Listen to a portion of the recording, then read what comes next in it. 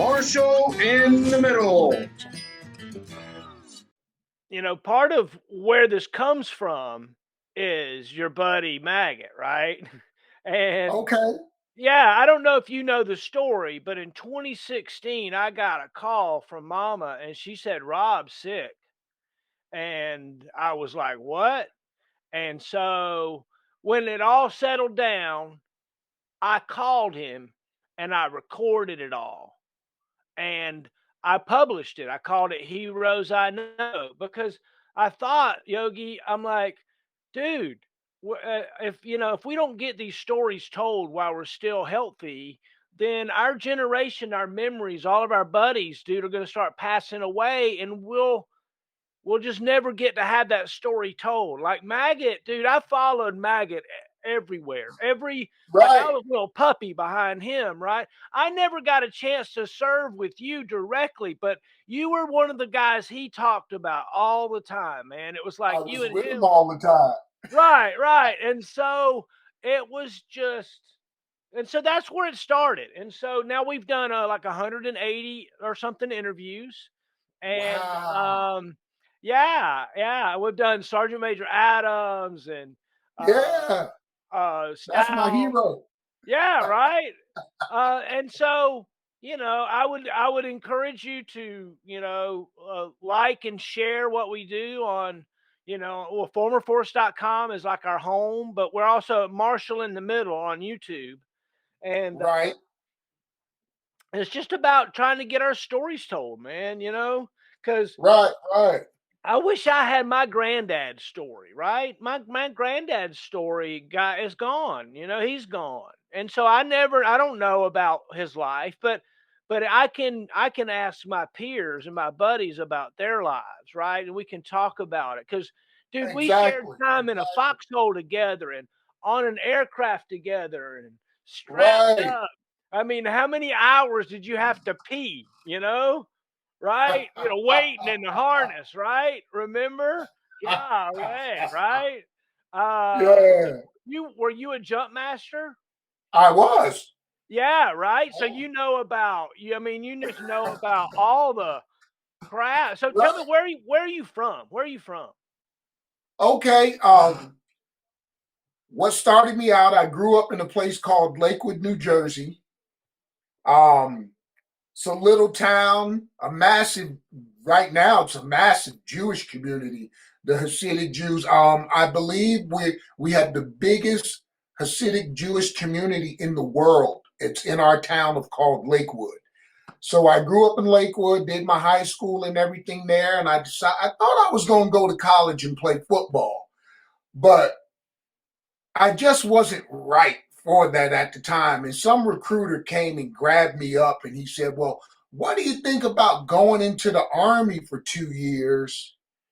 And then after you get your discipline and everything, you come back out and those coaches love you and you go to college and you do your football thing. And I was like, that's a good idea. That's a good idea. I'm going to do that.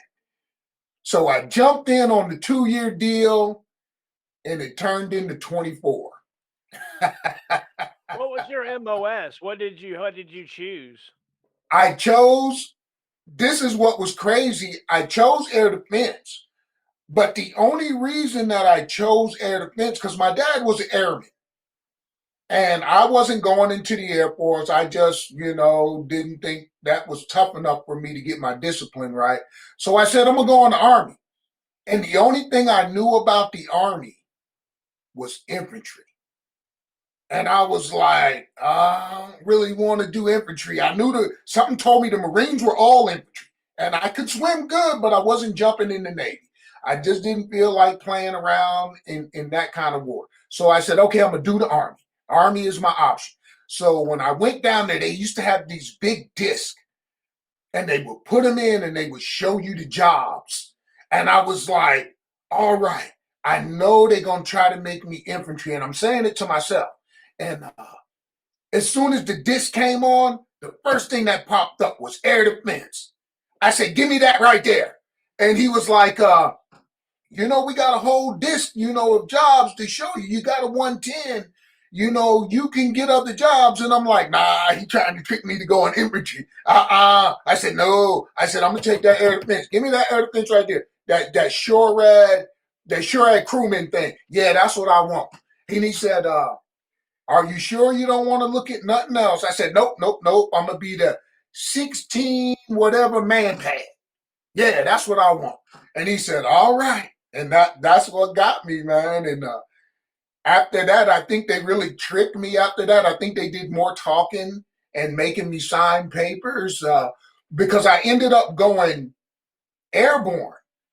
I don't know nothing about no airborne. I have no clue about no airborne, man. I ain't never been on no plane, let alone airborne. So the story was funny because I go to basic a day before my birthday.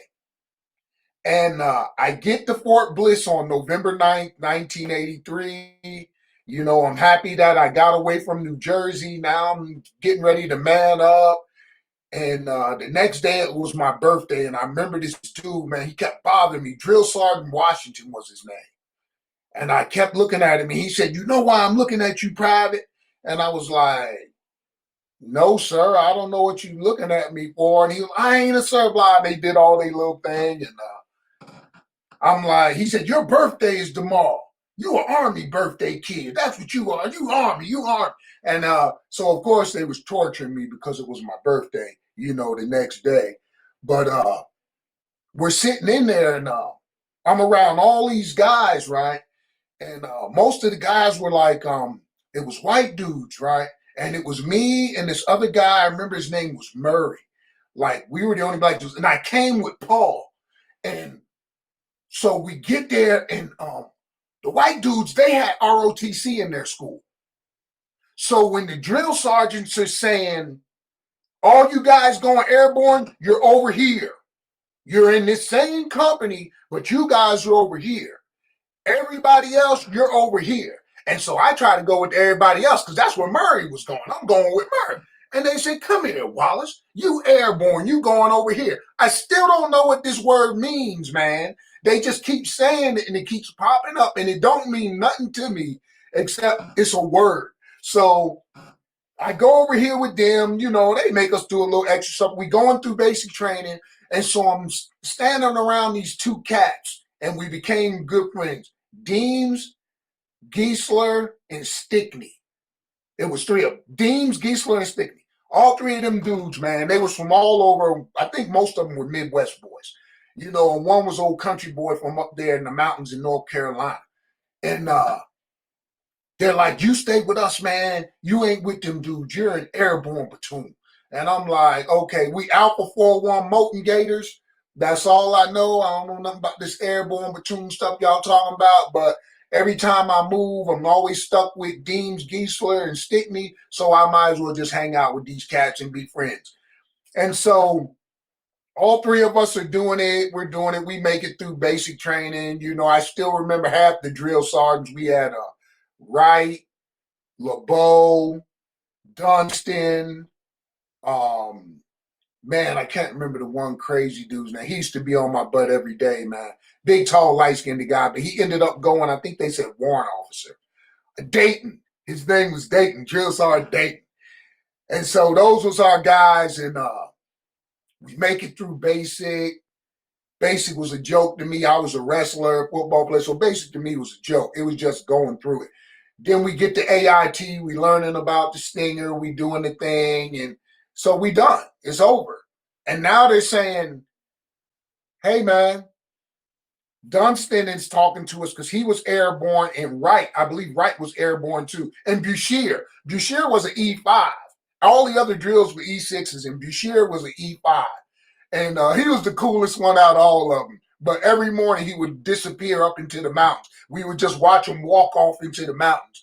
And it would just be so funny because then he'd come back the next day. But Bouchier was always cool. And so they're saying, hey, guys, y'all are all going to Benin, but you guys in airborne platoon, when you get there, we're letting you know that they're going to divide you guys up, and half of you going to go one place and you other guys. And I wanted to be with those other guys, Bembry and I can't remember half their names, but Murray and all those guys. I wanted to be with them.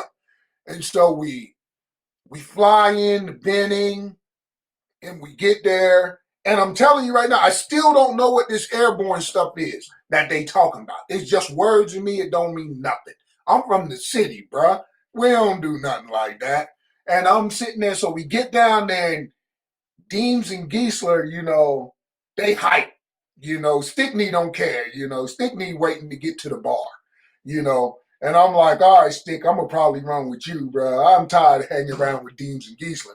And once we got there, like the guys that went permanent party, we never saw them again while we were there. They just they swallowed them up. And so we're in there and we're signing the papers and they're checking off our names and stuff. And all these airborne wings are everywhere. You're in the office, they're everywhere. All the units, they're everywhere, all over the place. But it still don't mean nothing to me. So I'm sitting there and then we get to go outside after we sign all the papers and they're telling us we in 42nd Company and our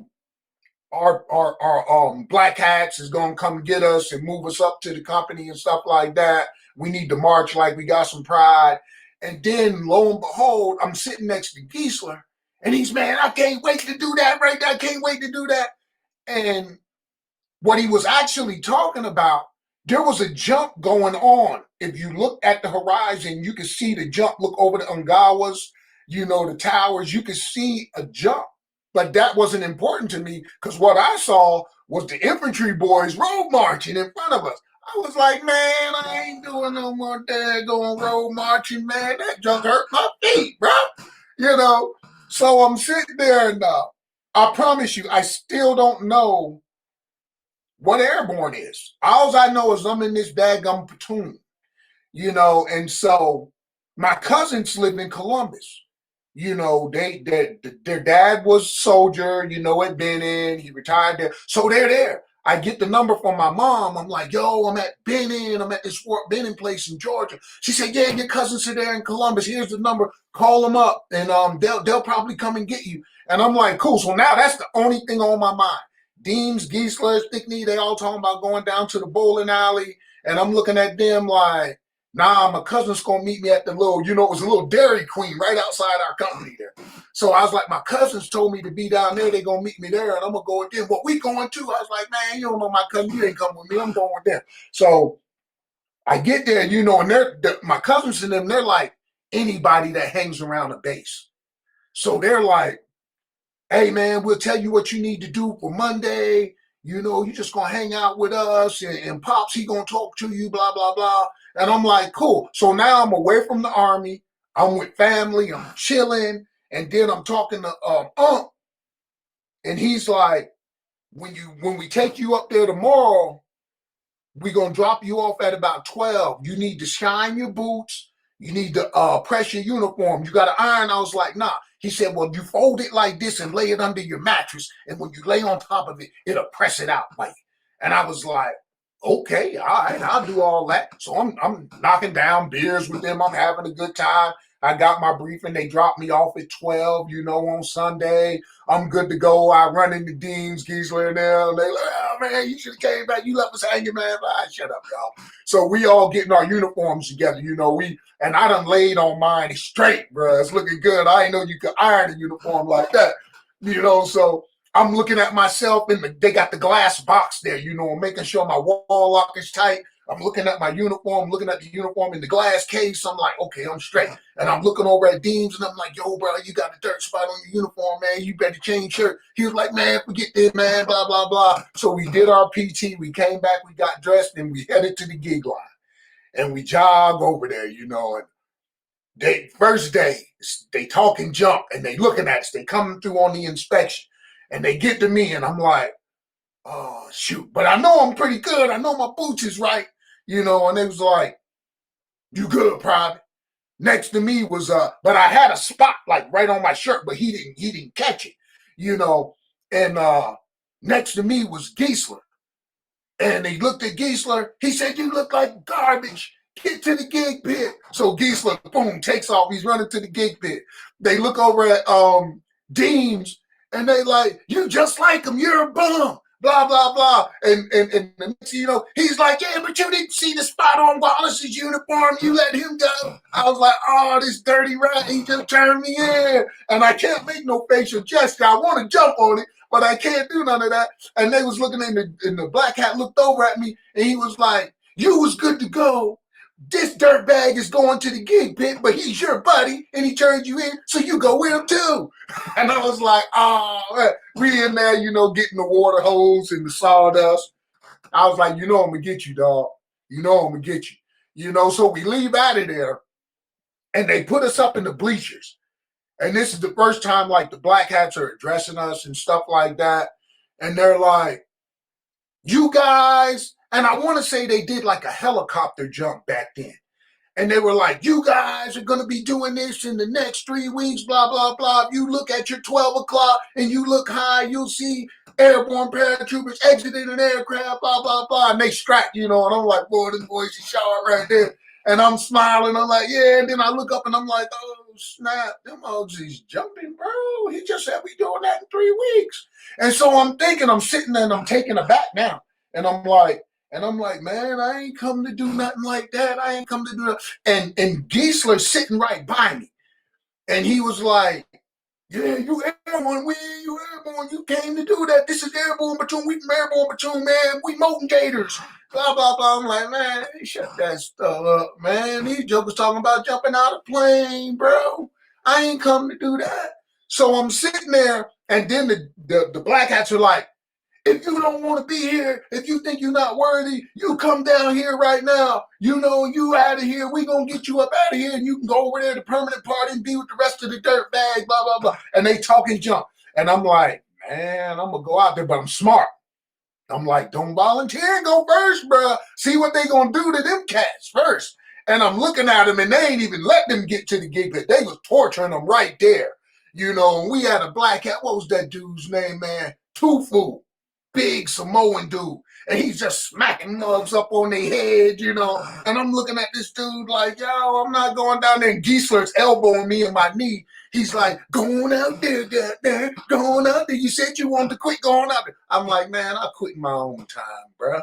Don't be calling me out like that, man. And I kind of kicked him in his rib cage, and after that, I just went through the training, man, and I think I ended up passing I didn't pass everything until Fridays, man. Fridays was the day that I passed everything. I got tortured the whole time I was there. But after it was over and we did that last jump, bro, I was ready to get out of there, bro. And they was like, okay, you going to Fort Bragg. And I'm like, because a lot of the other guys ended up, they didn't get to be airborne. They went to Germany and stuff like that. So, I was going to Fort Bragg. I had no clue what Fort Bragg was, never heard about it. I ain't leave New Jersey as a kid.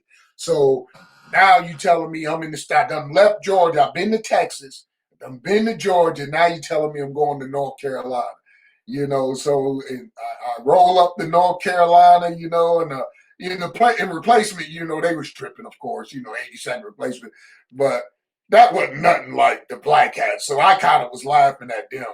And then, we did our in process in there, and then the guys were like, you're air defense, blah, blah, blah. You guys ain't going nowhere. Just your bags are over there in the grass. Y'all just going to go right across this fence because that's y'all company. And I'm like, oh, cool. We ain't even got to go nowhere. And our bags are like right over there by where 313 was, way on that side. And I'm like, man, I ain't got to do nothing but pick up this bag and walk to the end of that building. And they was like, yeah. So, I mean, that was what got me to Fort Bragg. That's my getting to Fort Bragg story, And then once we got to Bragg, of course, they shuffled us around, and then they were like, no, we taking all the new guys. All you new guys are going to Delta Battery. And when we went to Delta Battery, we had First Sergeant Brochure. That was our first sergeant. I can't remember the captain's name. I'm sorry, man. I don't remember your name. But, hopefully he'll come in and say that was me. But we had, I want to say it was Captain Springer. That's who it was. Springer, I believe, was his name. So we had Brochures and Springer. And Sergeant Major, of course, was right down the hallway from us, so we could never duck him. What was it? We had Fredericks was the colonel.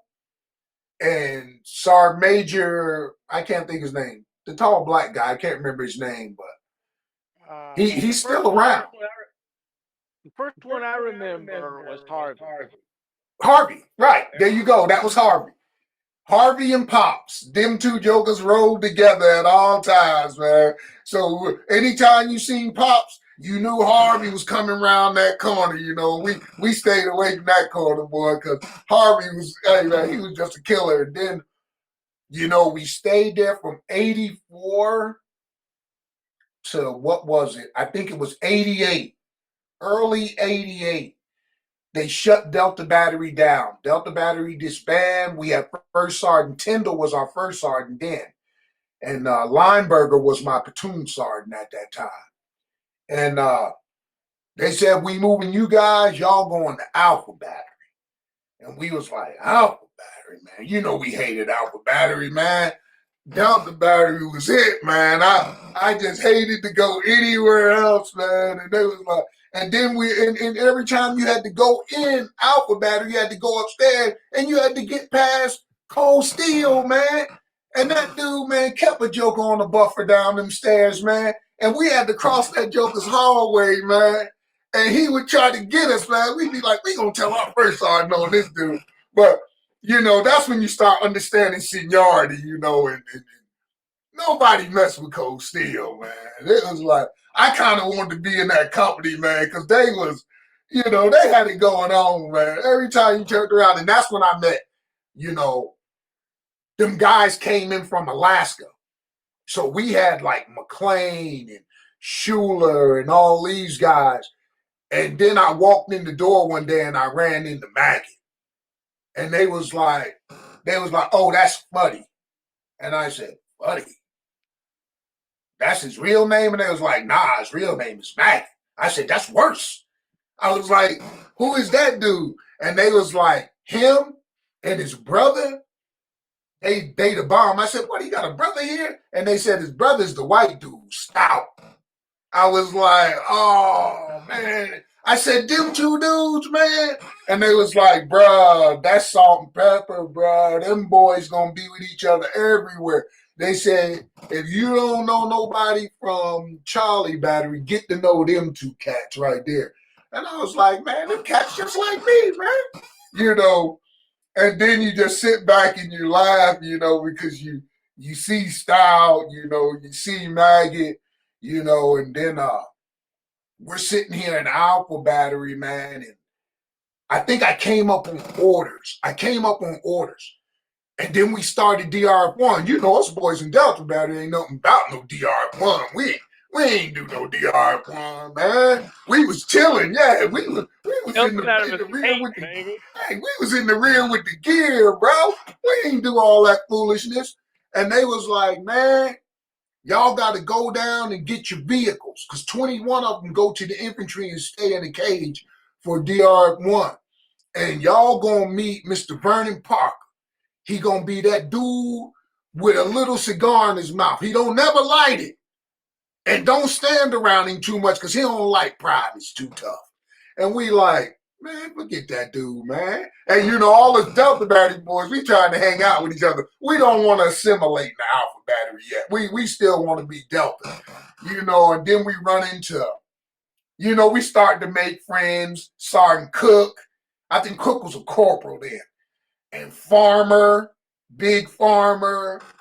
So we started simulating with these cats. We start hanging out with them and stuff. And, you know, we become a cohesive unit. You know, Delta finally folded. We kind of let the Delta dog thing go. You know, we start simulating to be Alpha. I don't even remember what Alpha. I don't even know if we had a name. Did Alpha have a name? I don't even remember. We was Delta dogs, Bravo Bulls. I don't know. Charlie was Cold Steel. I don't remember our name in Alpha. They may have been assassins for a while. I don't know. That name had to come late, but because we never said it in formation. Like when Charlie was like, "Tell Charlie, you Cold Steel, prepare to move forward." You knew that. You know, you heard that. That was, I mean, heck, that's ingrained in my brain. Hey, every time I heard him say Cold Steel, I was ready to move forward too. You know, but so we get to Alpha. and I come up on orders. And the S1 dude, I can't remember his name, was a little black dude. He started working the gate. He's still around too, because he started working the gate. He was an E7, but he was the S1 NCO. He said, Wallace, you want to get out of those orders? And I said, yeah, man, I don't want to go nowhere. I only knew the 82nd. I don't want to go nowhere. And they was like, yeah, because you're supposed to go to Schwabach or something, Germany. And I'm like, nah, man, I don't want to go over there. He said, well, I'm going to tell you what. Let First Sergeant know that you want to be on DRF1. And I said, okay, that's cool. Whatever that is, okay, that's cool. I went up there and I said, hey, First Sergeant, I want to do the DRF1. He was like, that ain't no problem. You're going to be on it anyway. All you jokers from Dutch are going to be on DRF1. So we was cool with it. We didn't care. But we didn't realize that those were what they started. We called them the war boys. Those the boys that's going to war. For 6 weeks, you on lockdown for the next 6 weeks for the most part. But I was cool with that too, as long as I wasn't going to no Germany. So we do it, and this is 88. We getting ready to head out. We used to break out for lunch, stuff like that. So we getting ready to head out and go do lunch. And we get stopped. Sergeant Pittman, he was like, yo, where y'all cats think y'all going? And we was like, yo, we going down here to Vic's, and get us a chitlin plate. He said, y'all jokers ain't going nowhere, man. Y'all just got the alert. And we like, alert? What you talking about? And he was like, yeah, man. He said, something going down somewhere, bro. They told y'all to stand fast.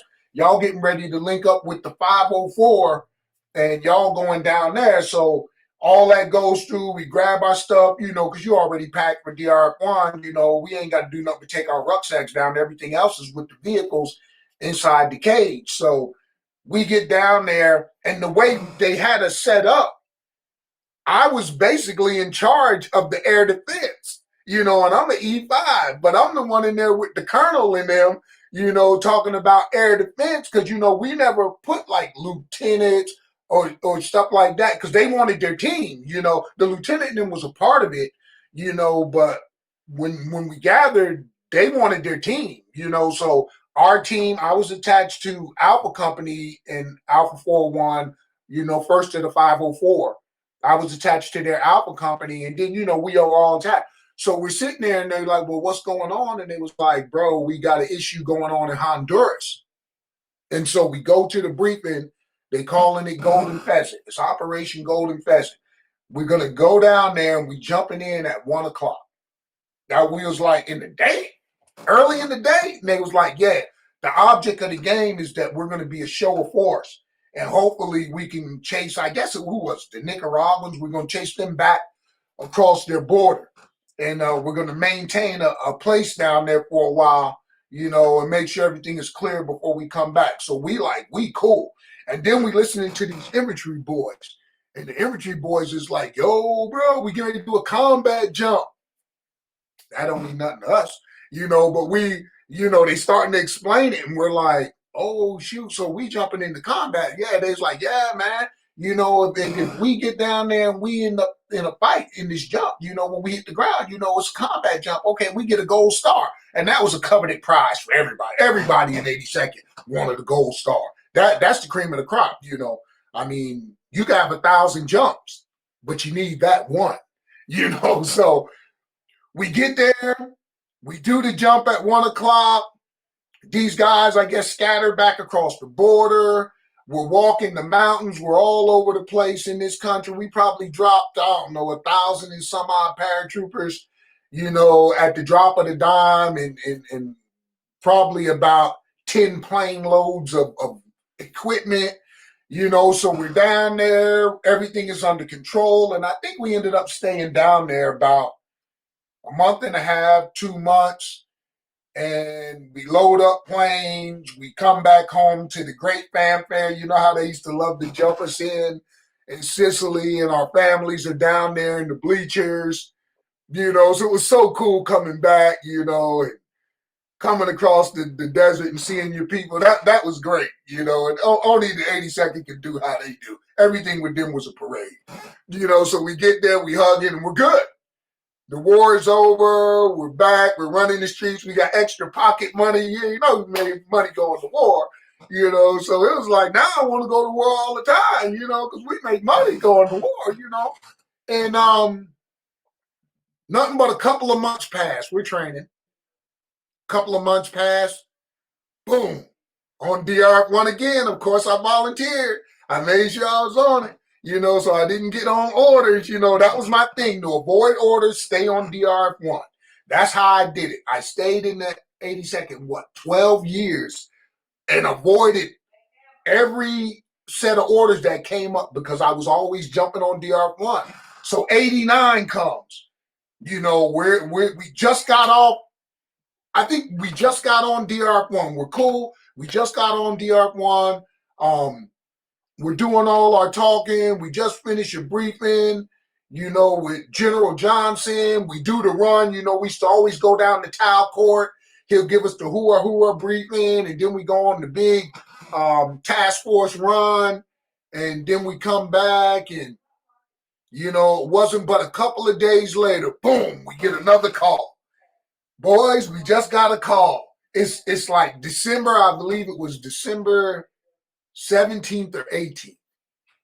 We got the call. They was like, yo, bro, we got something going on in Panama. And I'm like, oh, snap, man, Panama.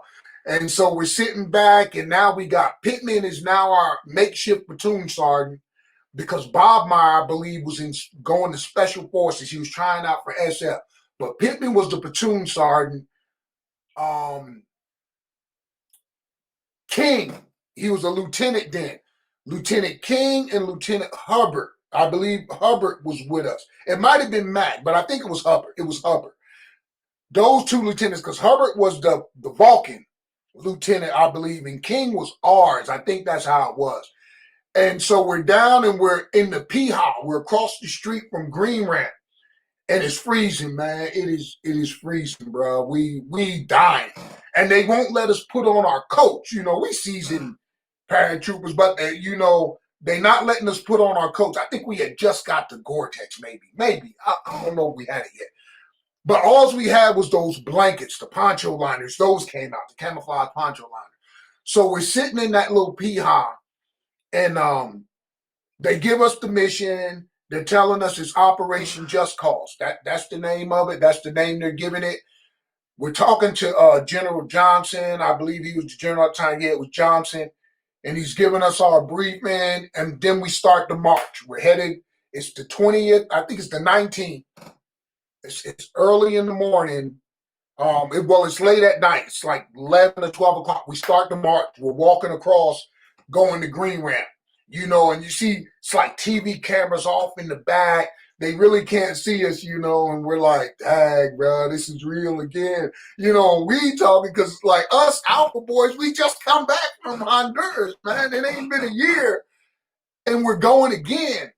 And so we get across and we're sitting there, and they're not giving us the chute. You're just grabbing your chute in your reserve and you holding it. You know, we're not suiting up, you know, because we're gonna in-flight rig. They already told us we're in-flight rigging. We got 21 planes of soldiers. We got 21 or 20 planes of equipment, and they're letting us know the equipment is going in first. They show us where we're landing. My stick, we're landing at Chorrillos Airport.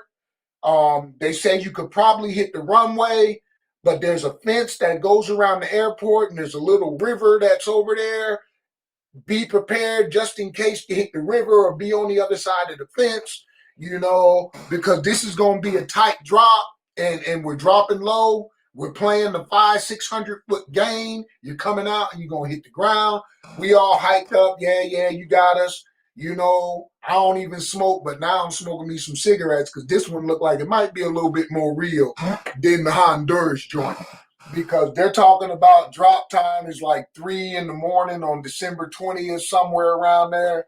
And so butts is a little bit tight, but we sitting out there and we waiting to get on these planes, bro, and it's freezing. I mean, it's like it's ice out there, man. And so we all huddled up, we hugging each other, you know, you with your battle buddy now. And we got the blanket wrapped around us because they let us pull the blankets out. So we all huddled under blankets. And then they finally let us get on the planes. And you know how it is on a cold jump, man. We frozen to the bone, man.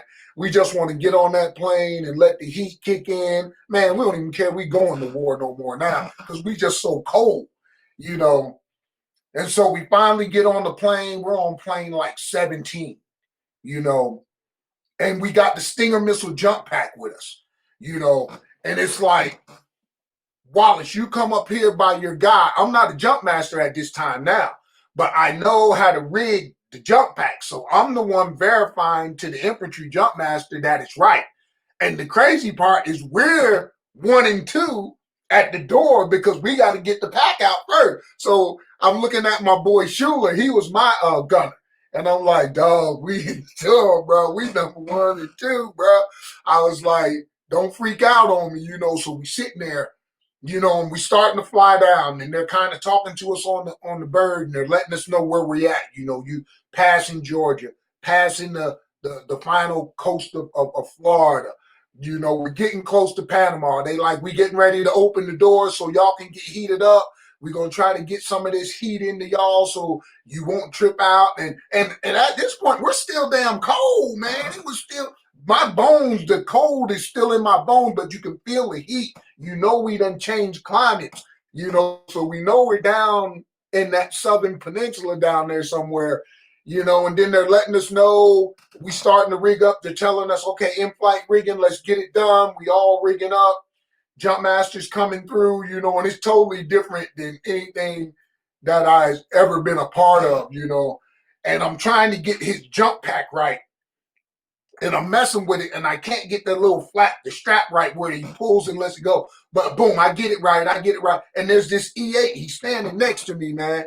And he's like, if you can't get that right, you guys are going to the back. You guys are going to the back. And I'm looking at this dude, you know, he was one of them dudes that just want that jump, that gold star. He wanted that jump. And he wasn't going to let me and Shula hold him up from this jump. It's an E, you know, I don't know how long the dude been in. I don't even know what the dude was. He was probably a cook or something. But you know, I'm like, man, I got it right. You know, discipline is gone at that split second because you're talking junk, bro. And I ain't got time for it. I'm trying to get my man right, you know, and this is a private I'm playing with. And you talking about trying to get out some door, man. Be quiet, dude. So I get Shula right. We put him in the door. And I'm like, dude, I'm right on your butt, bro. I'm going to watch you all the way down. I'm going to come get you. You ain't got to freak out. And then behind me, we got a new private. He just got to the unit. This is his, you know, we used to do the jumps where we would take him to airborne refresher. So this is his first jump after airborne refresher. And I think his name was Ricardo. He was a young guy. He ended up doing his time and getting right out, but he was behind. And I told him, I said, hey, man, I'm going to come get you too. I said, I'm going to try to keep my eye on you, but I'm going to come get you. And I showed him on the picture, like when the picture was laid out when we were in the P-Hop. I looked at it and I said, right here is about where they say we're going to be. And when you come out, when you land, you stay right here. I'm going to come and get you from right here. I'm going to come and get you. And he was like, all right, Sergeant, I'm going to wait for you. And I said, don't go nowhere. I'm going to come and get you, man. And he was like, all right, Sergeant. So I had the two gunners. And so boom, the door opens up. We see some firing going on down at Torrijos Airport. I believe it was the Rangers, because the Rangers came in first. So I believe they were in a shootout at Torrijos Airport. And it was still, you know, dark, but, you know, just like we could see when we jumped at Fort Bragg, you know, we coming down. All of a sudden, we start drifting, and the wind is taking us on the other side of the fence. That was the early part of the stick. The back part, I could look back and I looked and I knew Ricardo was going to be on the other side of the fence. He was going to be in the airport, you know, either on the tarmac or he was going to be in the grass, but he made it on the other side. Me and Shula ended up drifting over the fence. And so we get over the fence and I land in the water. And I'm like, oh, snap, I'm in the water. Uh-oh. And the only thing I'm thinking about is snakes. I don't do snakes. And it's hot. And the water's warm, and I'm thinking anacondas and everything else. I probably walked on water.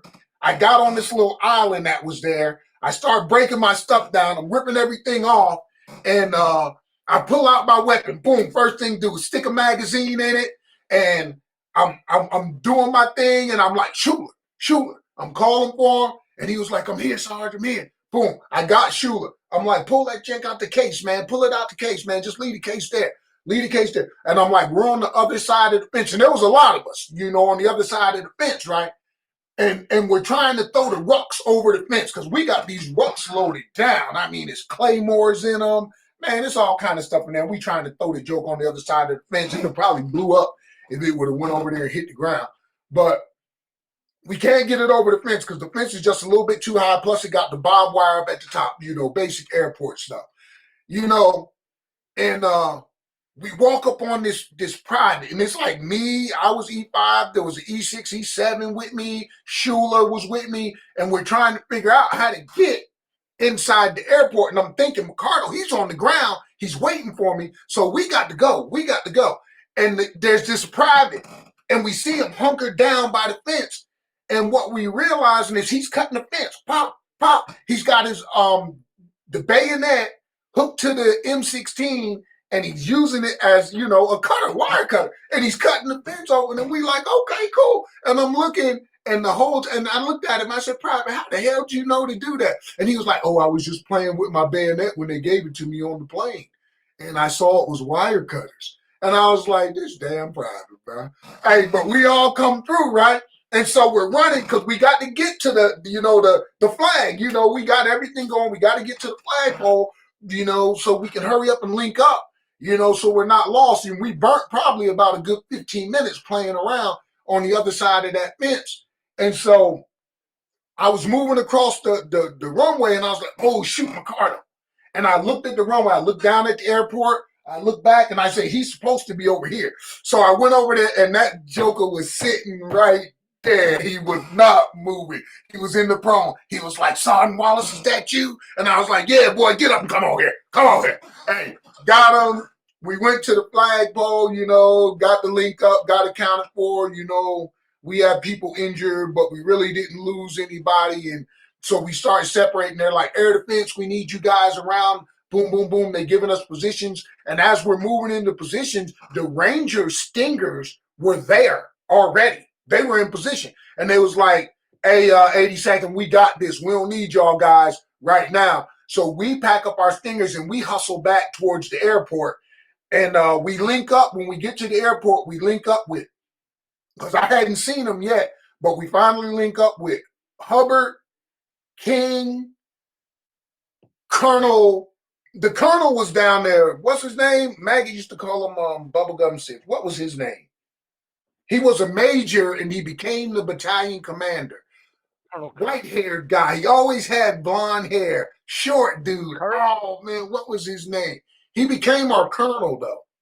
And he was our colonel when we went to Colonel Kurt.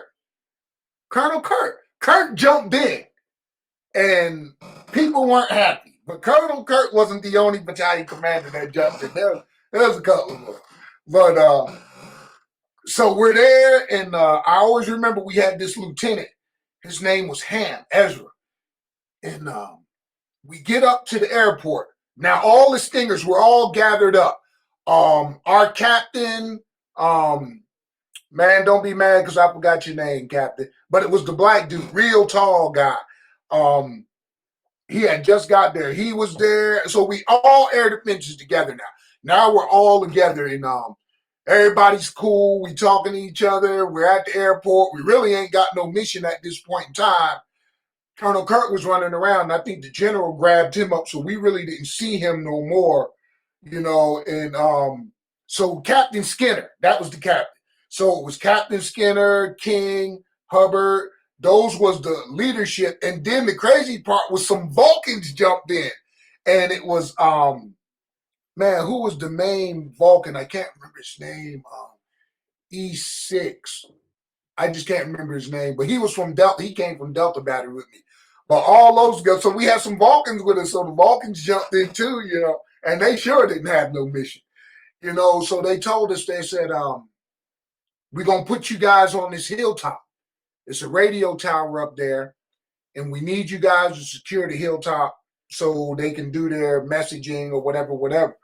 So helicopters come in, man. That morning was so cool because it was like 50 helicopters, dude. They all came in and they swooped down on the airport, and they're on the tarmac, and they're like, boom, we go into our helicopter, we jump on and we flying through the country.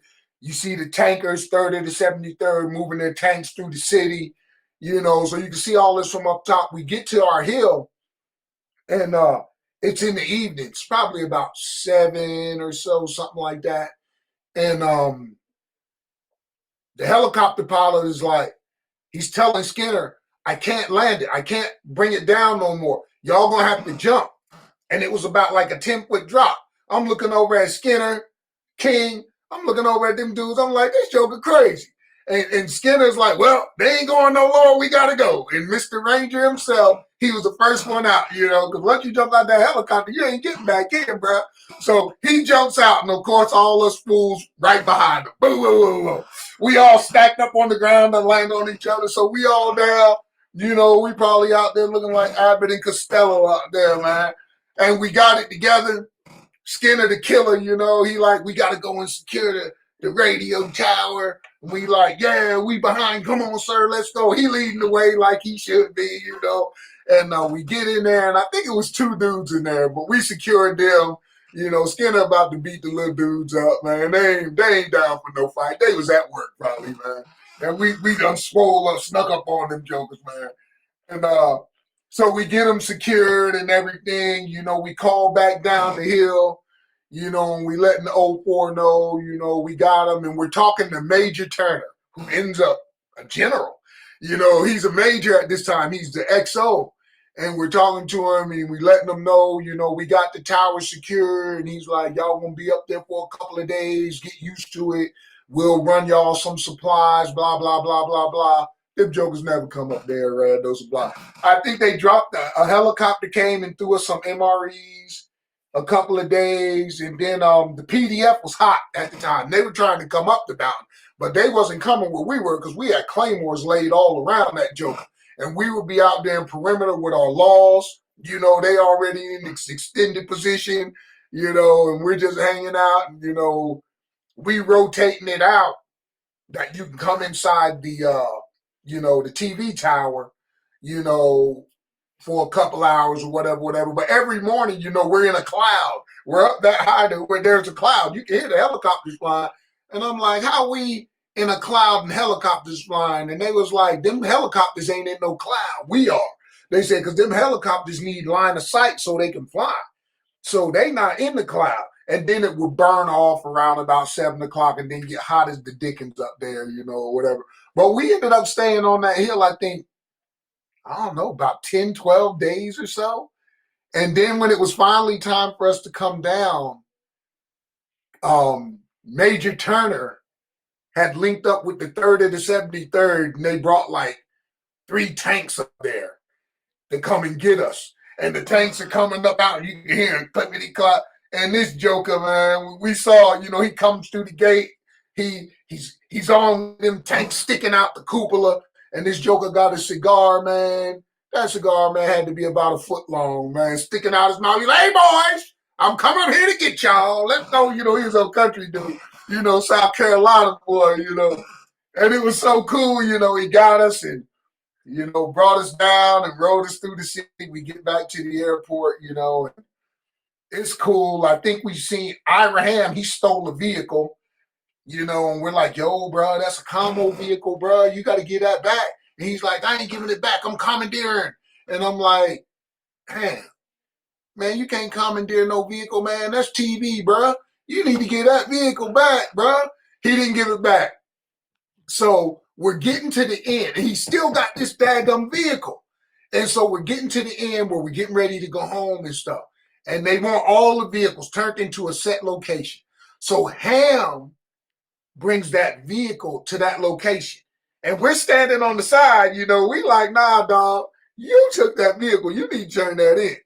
Man, the daggone general was like, that's my vehicle, bro. I've been looking for that vehicle. You had my vehicle, Lieutenant, this whole time? Oh, man, they ate that joker's lunch. you know, because they was looking for that vehicle, man. That was the main combo vehicle for 82nd Sig. And this joker been riding around, you know, just joyriding. Man, they ate that joke up. Ham ended up getting out, and I just talked to him about 4 days, a couple of days ago. He lives here in Fayetteville, man. He was a Citadel boy. And I hadn't talked to that dude since he had got out, man. So it was so cool talking to him. I got to go to his house, man. I got to go over there and holler at him. He lives over there off of Raleigh Road, back off of there. So, but that was the Panama story, man. I got stories for days, man. And then, you know, a year later, we're in Desert Storm. So it was like we went to war in 88, 89, and here's 90. And we're headed to Desert Storm.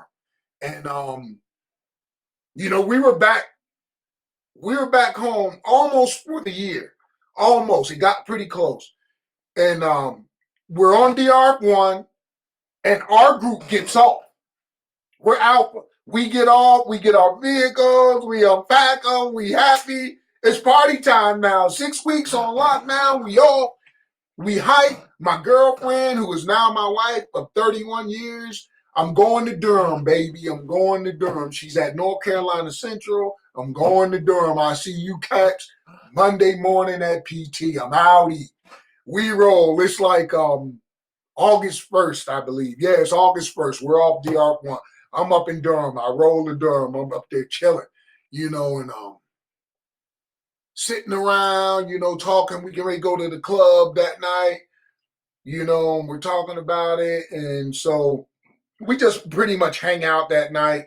And then August 2nd, boom, we wake up.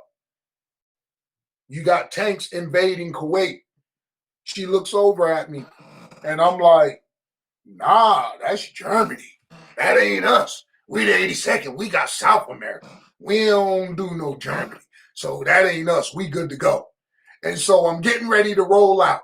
And lo and behold, on the side, my beeper. Beep, beep, beep, beep, beep, beep. Okay, I look at it. I see the number. You know, and we used to do the old trick back in the days. We'll run and go find the payphone and call back. You know, when the operator lets us through before we put our money in there, you know, you can kind of talk to them. And I hit the CQ and I'm like, what's up? And they was like, alert, alert, everybody got to come back. Boom, the operator cuts us off. I'm like, oh, man, what is this? We don't do this. This is Germany's mission, yo. And so I tell her, I'm like, yo, I think they want us to, they got us going, I think, to maybe to Iraq. We might be going, we might not.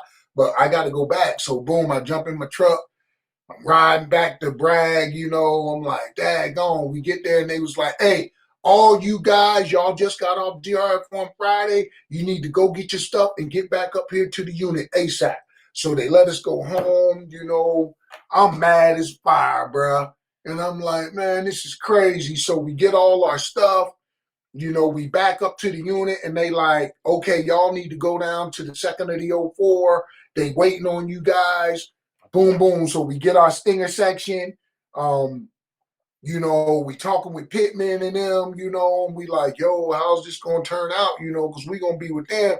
And they like, we'll meet you when we get over there. We'll figure out where you guys are when we get over there. So we like, okay, so the battalion's got a mission of itself.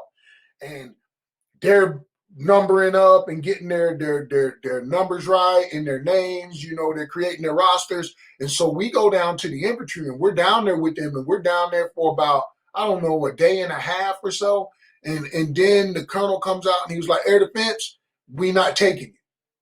We're just taking flat out the infantry guys. If we need you, we'll see you when we get to country. The colonel looked at me. He was like, Wallace, take your boys back and let the battalion know what the deal is, because we ain't got time to talk with them right now, but let them know you coming back. And if we need you guys, we'll pick you guys up when we get over there in the desert. Roger that, sir. 3 bags full. Boom. We grab our 4 vehicles. You know, we got stingers in them. We got everything. We loaded. We got them vehicles are loaded for bear. But now we driving down our deans with vehicles. We bring them back to battalion. We go up to Alpha Battery and we like, yo, man, the infantry sent us back. And Alpha Battery is like, well, we can't take you because we already created our roster. So you can't come with us, but we'll link up with you when you get to country. You need to go over to the battalion. The XO should be waiting on y'all. And so we get over there, and the XO is at the time, I want to say it was Major Barrow. He was the XO now. And so we're talking to Barrow, he's talking to Kirk, talking to Sergeant Major. Who do we have? It was the Spanish Sergeant Major. I can't remember his name. He was Drill Sergeant of the Year. Martinez was my first sergeant. No. He was Drill Sergeant of the Year. He always let us know that. I love him too. I know. I can't think of his name. And God. So we had him, and he's like, well, y'all got to hold on. And right now, I can't remember who the Sergeant Major was then, but Tyndall had just come from Sergeant Major's Academy.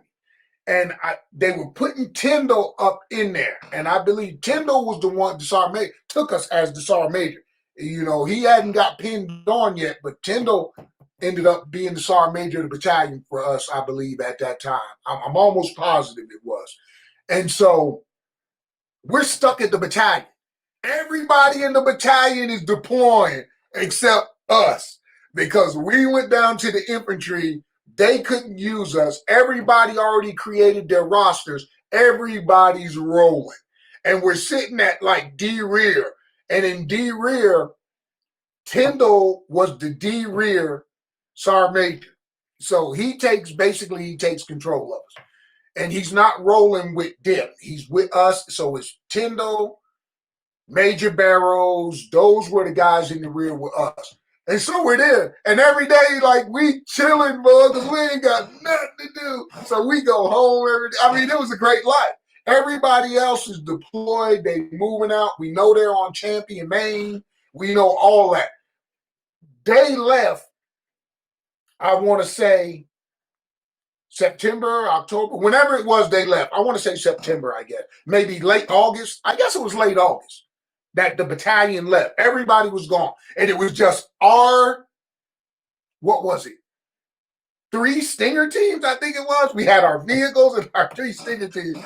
And we were sitting there. We got all this ammo. And every day, I guess they leave it at battalion. So battalion can watch these 3 vehicles that have just some insurmountable amount of ammo sitting on them. It's like 9 Stingers. I mean, we just got stuff. And then, dude, come on, this stuff is like unsecured. It's sitting in battalion, bro. I ain't gonna say the staff duty is dozing off, but bro, look what you got sitting in front of the battalion. And so we're going home every day. I mean, for us, it's vacation time. It's like being on leave for us. We show up every day. We do a little bit of PT. We go do whatever we want. We check in. And then finally, November comes. We finally get word that we're leaving. We're finally leaving now in November. The whole battalion been over there for about 2 months now and going on 3 months. And we're finally getting to go. We finally get there and we get to Champion, Maine, and we're looking around. Everybody else is seasoned. They walking around. We looking at them. They was like, man, how y'all get out of getting here? Y'all ain't here. Man, that's on battalion, bro. We were the first to leave, and they didn't need us, so we got stuck, and that's just how it worked, So we finally got there in November, did what we did, and we all came back, with the battalion, So it was just it was crazy, man, and then finally, my days at the 82nd are coming to an end. We get back from Desert Storm. It's big talk about the Stinger missile jump pack. That's the biggest issue going on right now. And Sergeant Major Adams is coming in. And I meet him in battalion.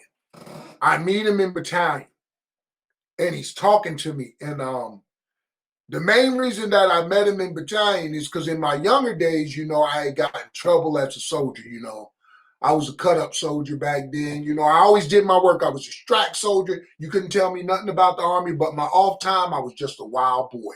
That's just what it was. I worked hard and I played hard. And all of us, there was like 6 of us in the battalion, and we all came out on the Q&P list. And the Sergeant Major at the time, he was telling us, man, y'all might as well not even put in and just go ahead and get out. And I'm like, man, I can't go back to New Jersey, bro. The Army is all I got. So the recruiter, the in-service recruiter dude is there, and he's talking to us and he's looking at me. He was like, what you want to do, bro? I said, man, I don't care what Sergeant Major say, man. I'm going to put in some letters. He said, well, you're going to have to go get some letters from some people that can vouch for you. And I was like, okay, so who do I go to? I went down to the 2nd of the 504. The colonel down there, the sergeant major, the XO, all them jokers wrote letters for me, man. They was like, man, this dude right here is just an excellent team leader, blah, blah, blah. So, so they wrote all the good letters, and I brought him back. I gave him to the in-service recruiter dude. He was like, yo, bro, you got one of the tightest packets I ever seen, bro. He said, I ain't going to promise you nothing, but he said, your packet's looking good. And the E7, I don't remember his name, but he didn't do it. Nobody else did it really, I don't think, but me. And so I did it in about a month passed, I guess. And then, no, about 2 months passed. I'm on pins and needles every day, because I'm waiting for the word. Do I got to get out?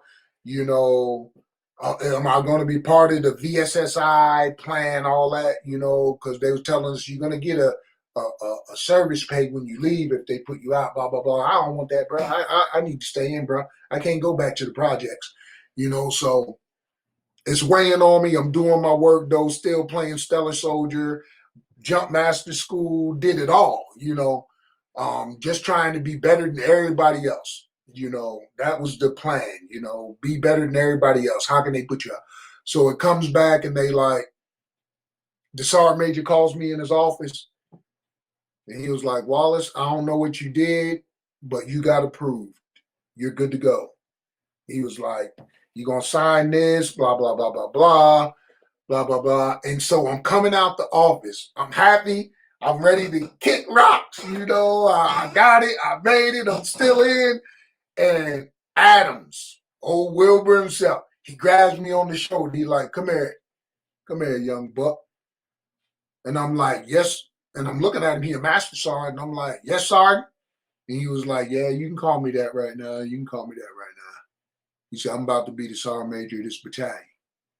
He said, I was in there. I was listening. I seen what was going on. He said, I'm going to take care of you, though. And I was like, whoa. I said, okay, sergeant major. I'm like, I'm ready to get away from Mr. Adams, though. I'm ready to go tell the boys, I'm in, bro. I'm good.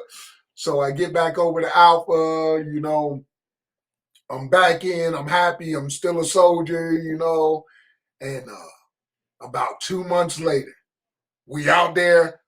I think he called all the NCOs.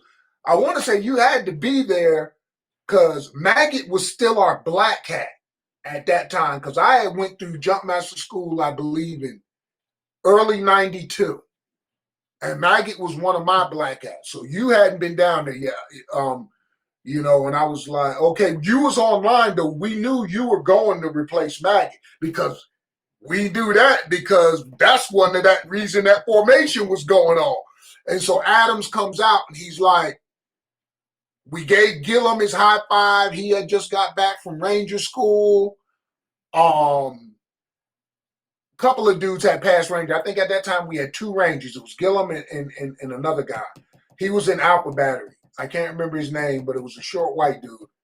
But he was the first Ranger in the battalion, legitimate, that went through school that didn't come from somewhere else. He was an Air Defense Ranger. Gillum was number 2. And after I had left, I think Woodley ended up going and passing too. So Woodley was a Ranger. We had heard about that, but we had that formation. And in that formation, Adams said, my buddy Sergeant Major that I just graduated with is starting the Delta Battery at Fort Riley, Kansas. And there's some of you NCOs that have been in this battalion since y'all conception. And I'm going to get you out of here. And we sitting there looking at that joker like, now, some of us, we hide and we lean, over to the side like, he ain't talking to us. We lean it. And he said, I got the roster. I'm going to call off these names. He said, I got some vans. You guys are going to take these vans next week. You're going to drive to Fort Riley. You're going to meet the sergeant major, and y'all guys are going to look around. You're going to sign up for housing and all that. And about a month later, your butts are out of here. You're going to Fort Riley. These are the names. And he started rattling along, and we all sitting back. The first name he called was Pittman. We was like, damn, you got Pittman. So Pittman, Gangstead, Maggot, Wallace, Middlebrook, who else was it? Jerome Brown. He was a young E5. Me and Brown were the only E5s, I believe, on the mission. Everybody else was an E6. But he got all those names, all 12 of us, I believe it was. And so we're sitting there and we're looking at each other. None of us, like Pittman had been to Germany. So Pittman's seen other soldiers, been around other soldiers. Maggot had been to Alaska, but it was an airborne unit,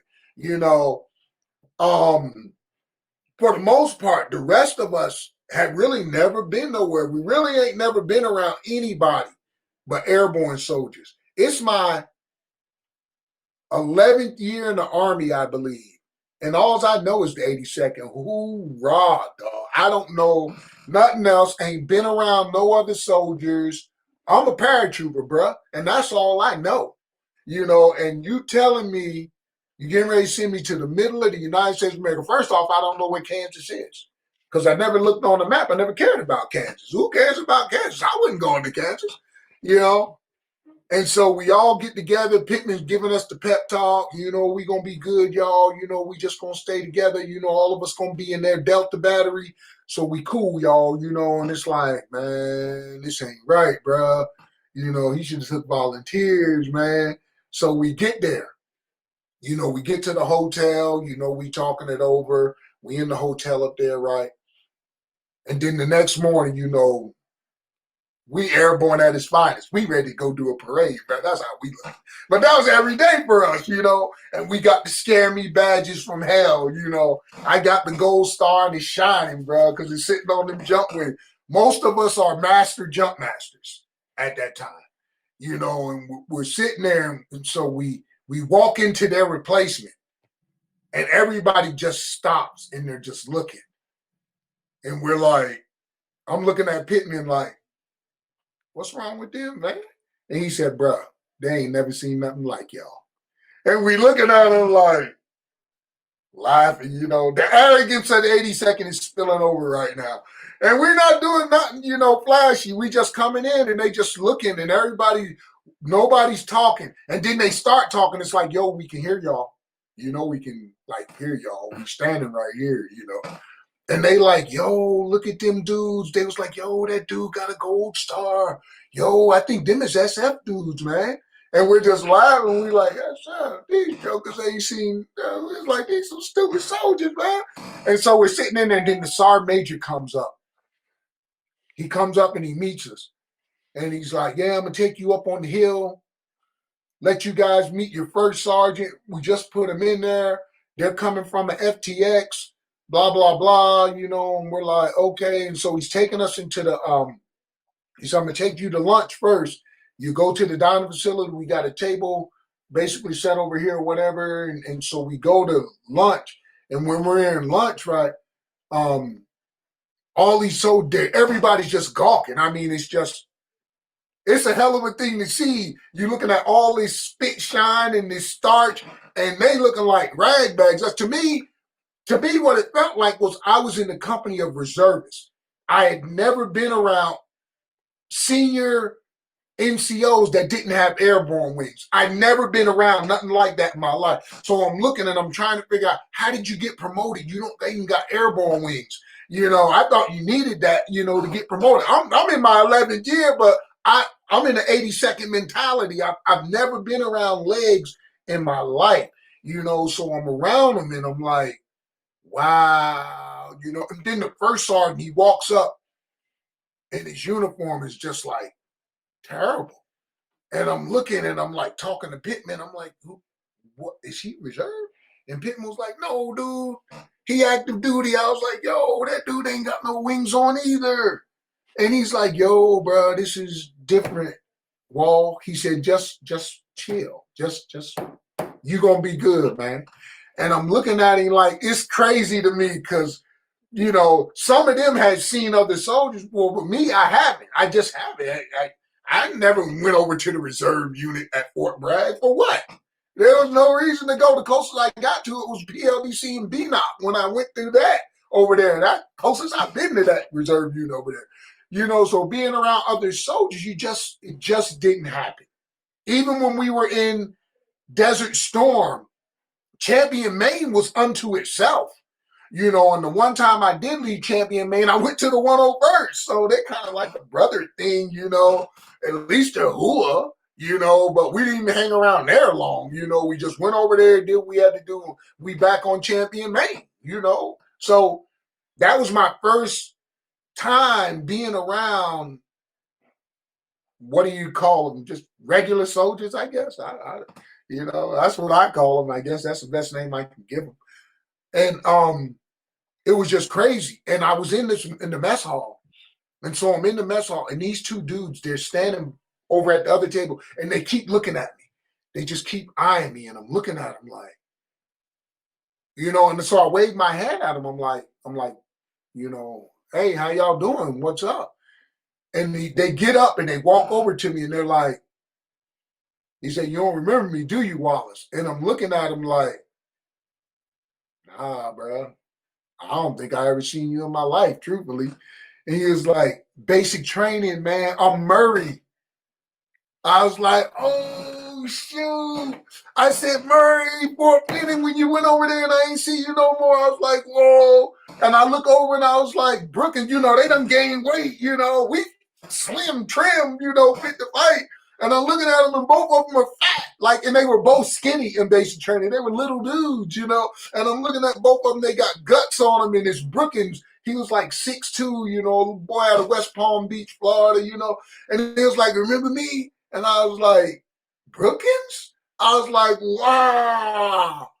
I was like, y'all are the first two that I have seen since basic training, since I left y'all at Bennett.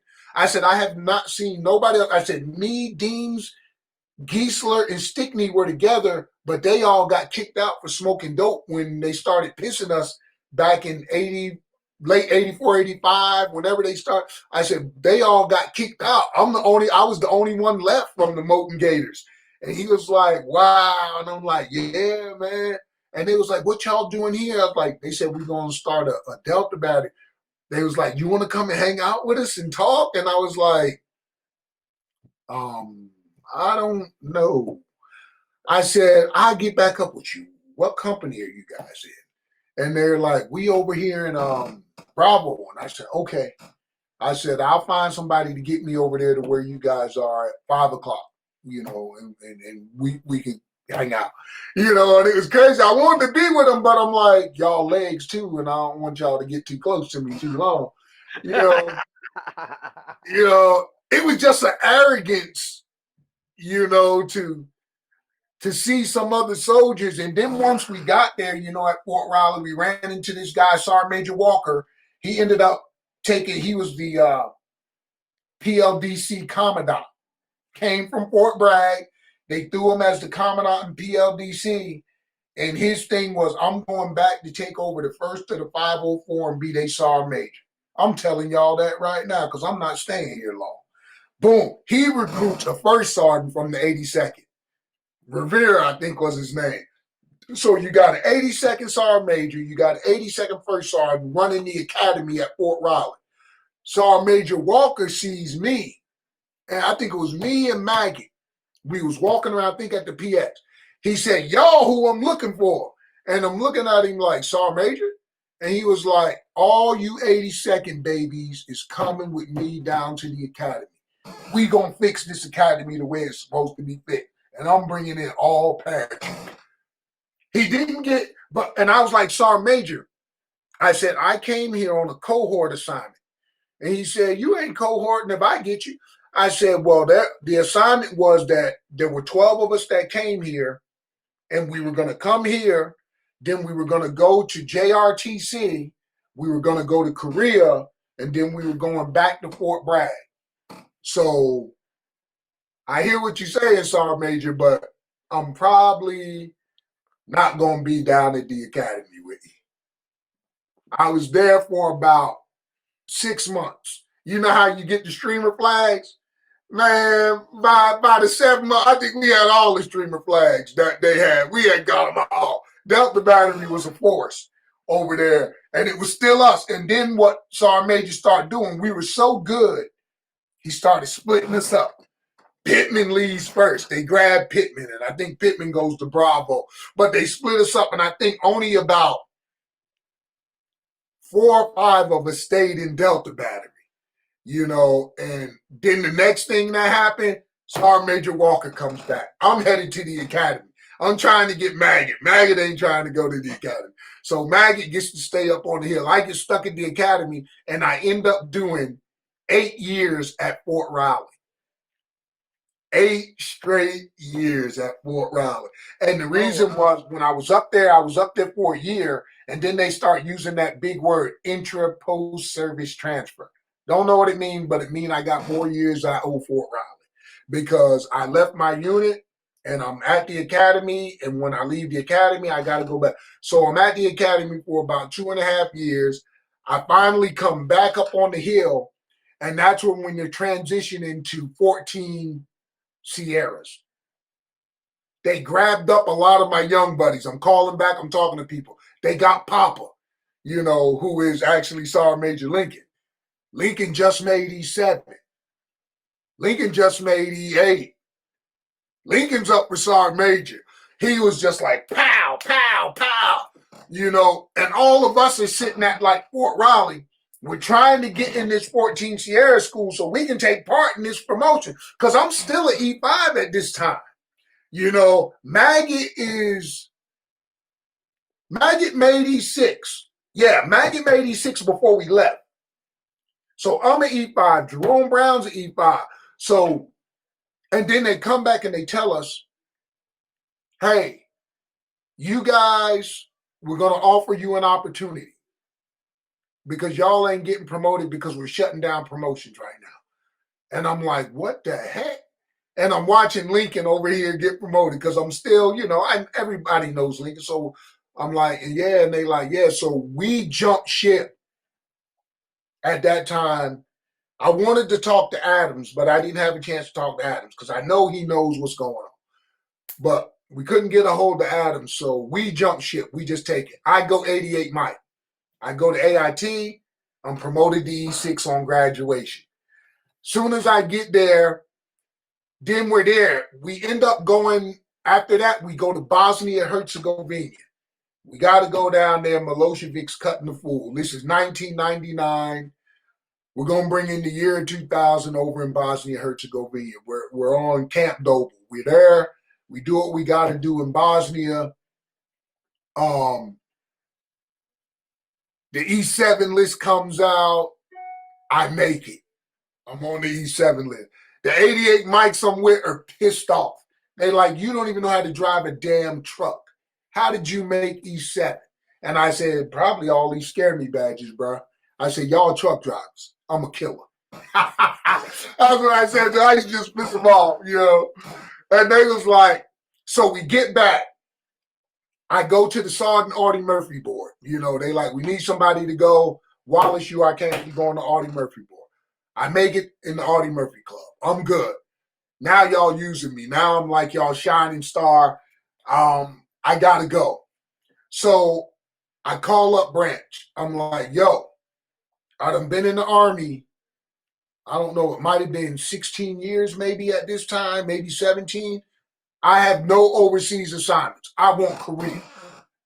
They like, well, we got an E7 in Korea. And the dude is telling me, well, he been there 6 years. And they was like, well, he coming home because I'm going to get me an overseas assignment. I need to get back to Fort Bragg. That's my goal. They don't understand my end goal. My wife's ready to go home to her people. You know, she's from here. You know, I got to get back to Fort Bragg. So I volunteer. I get over there. I pin on E7. We do all what we got to do. I'm grooming soldiers over there for Soldier of the Month. Boy, she won't let me drive trucks. You know, we got a first female I ever had. I got a female first sergeant. And she's like, nah, you going to be my headquarters first sergeant. You staying there, me. These jokers don't know nothing like you know. You the only combat orange dude around here.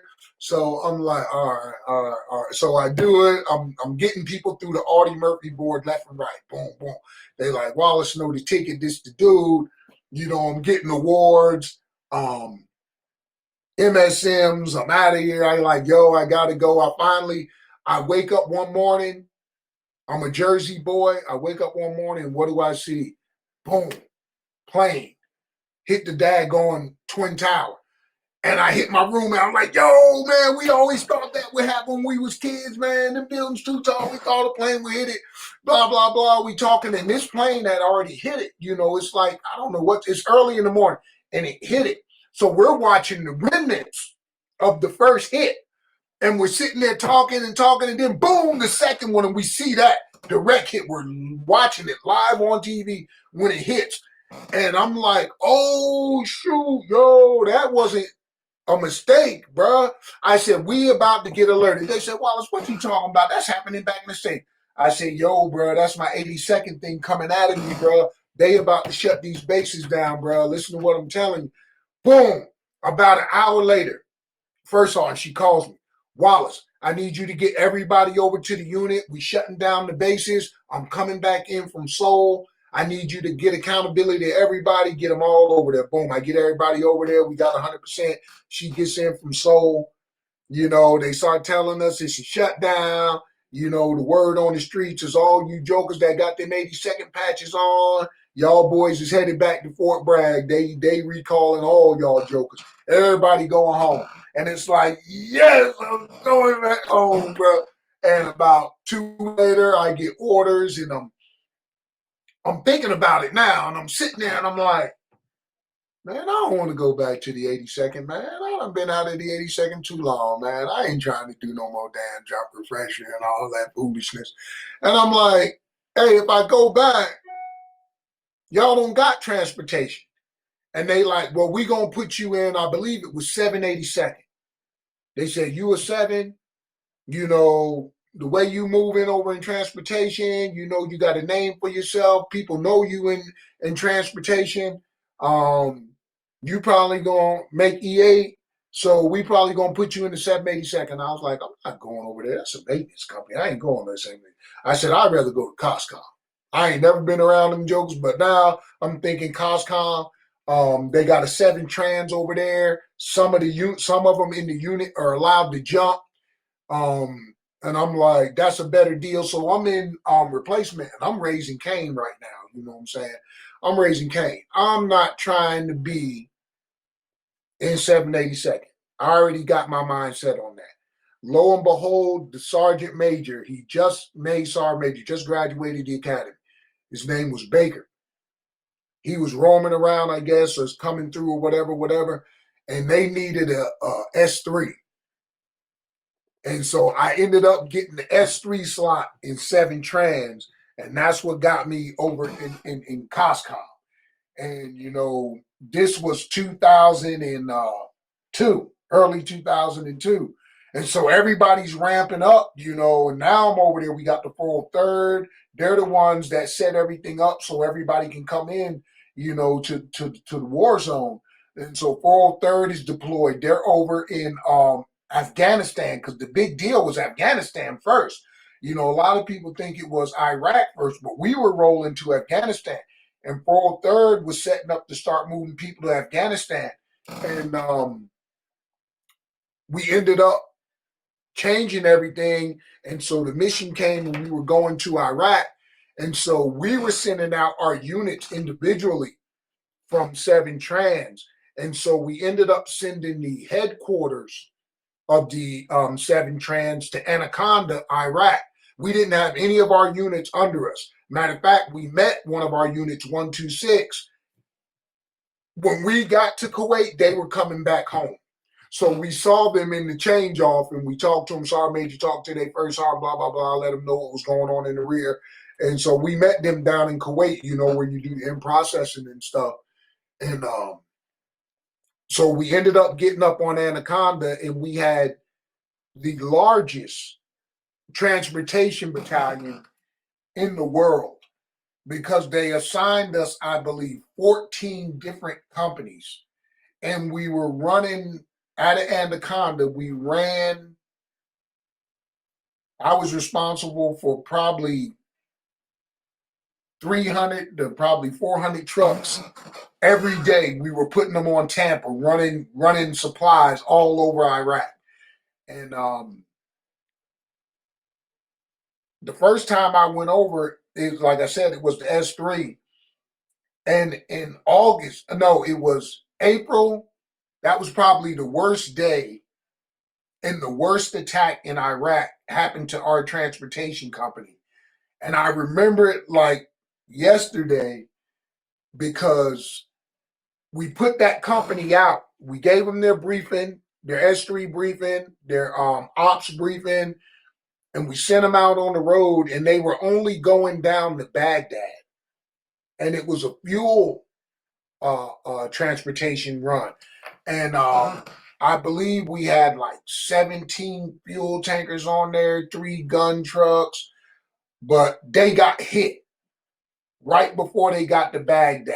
It was probably about 200-300 insurgents hit that convoy. We lost 3 soldiers, 7 KBR drivers.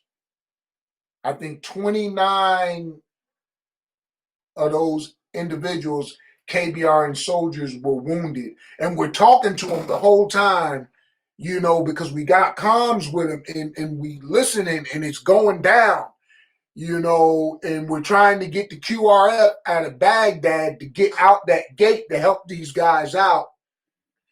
We lost all 17 fuelers. They blew them all up.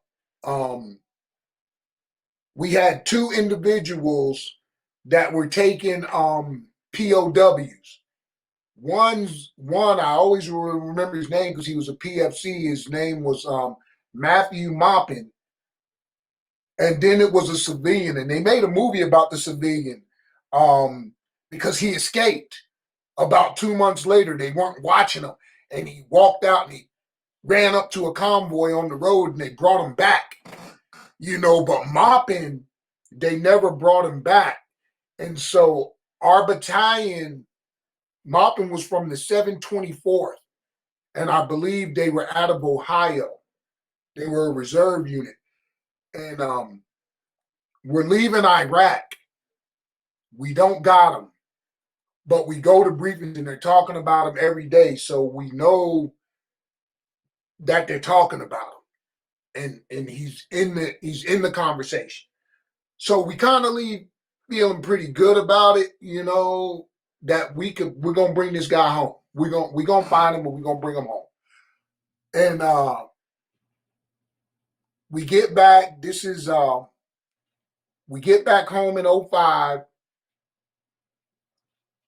We're back home for about a year, and we go back in 2006. We're on Toledo, and I go to a briefing. Now I'm the first sergeant.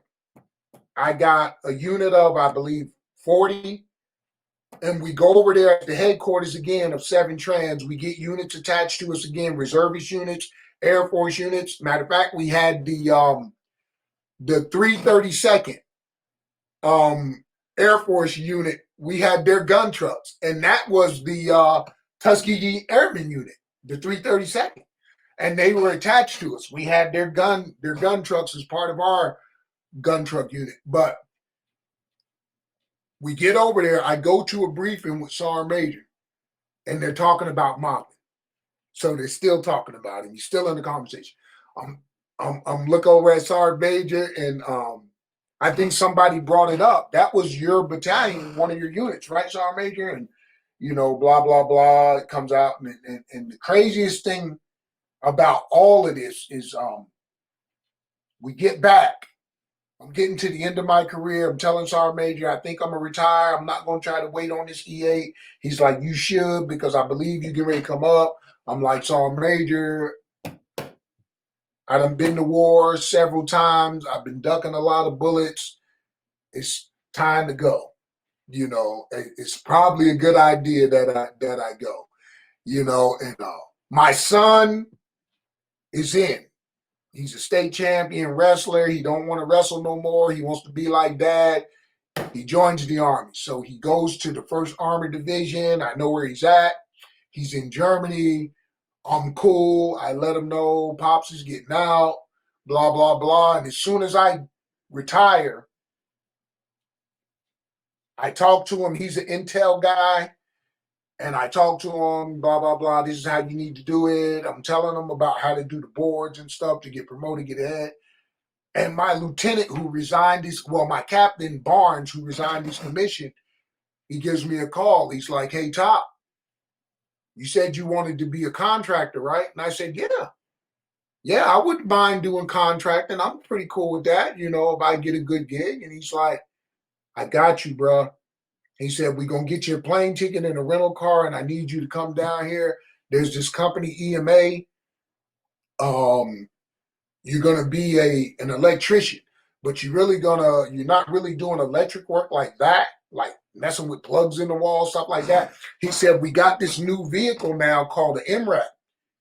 And he said, you guys are going to be responsible for putting the antennas and everything back on them when they get over there. All the wiring and everything's going to be run. Y'all just got to put the antennas on them.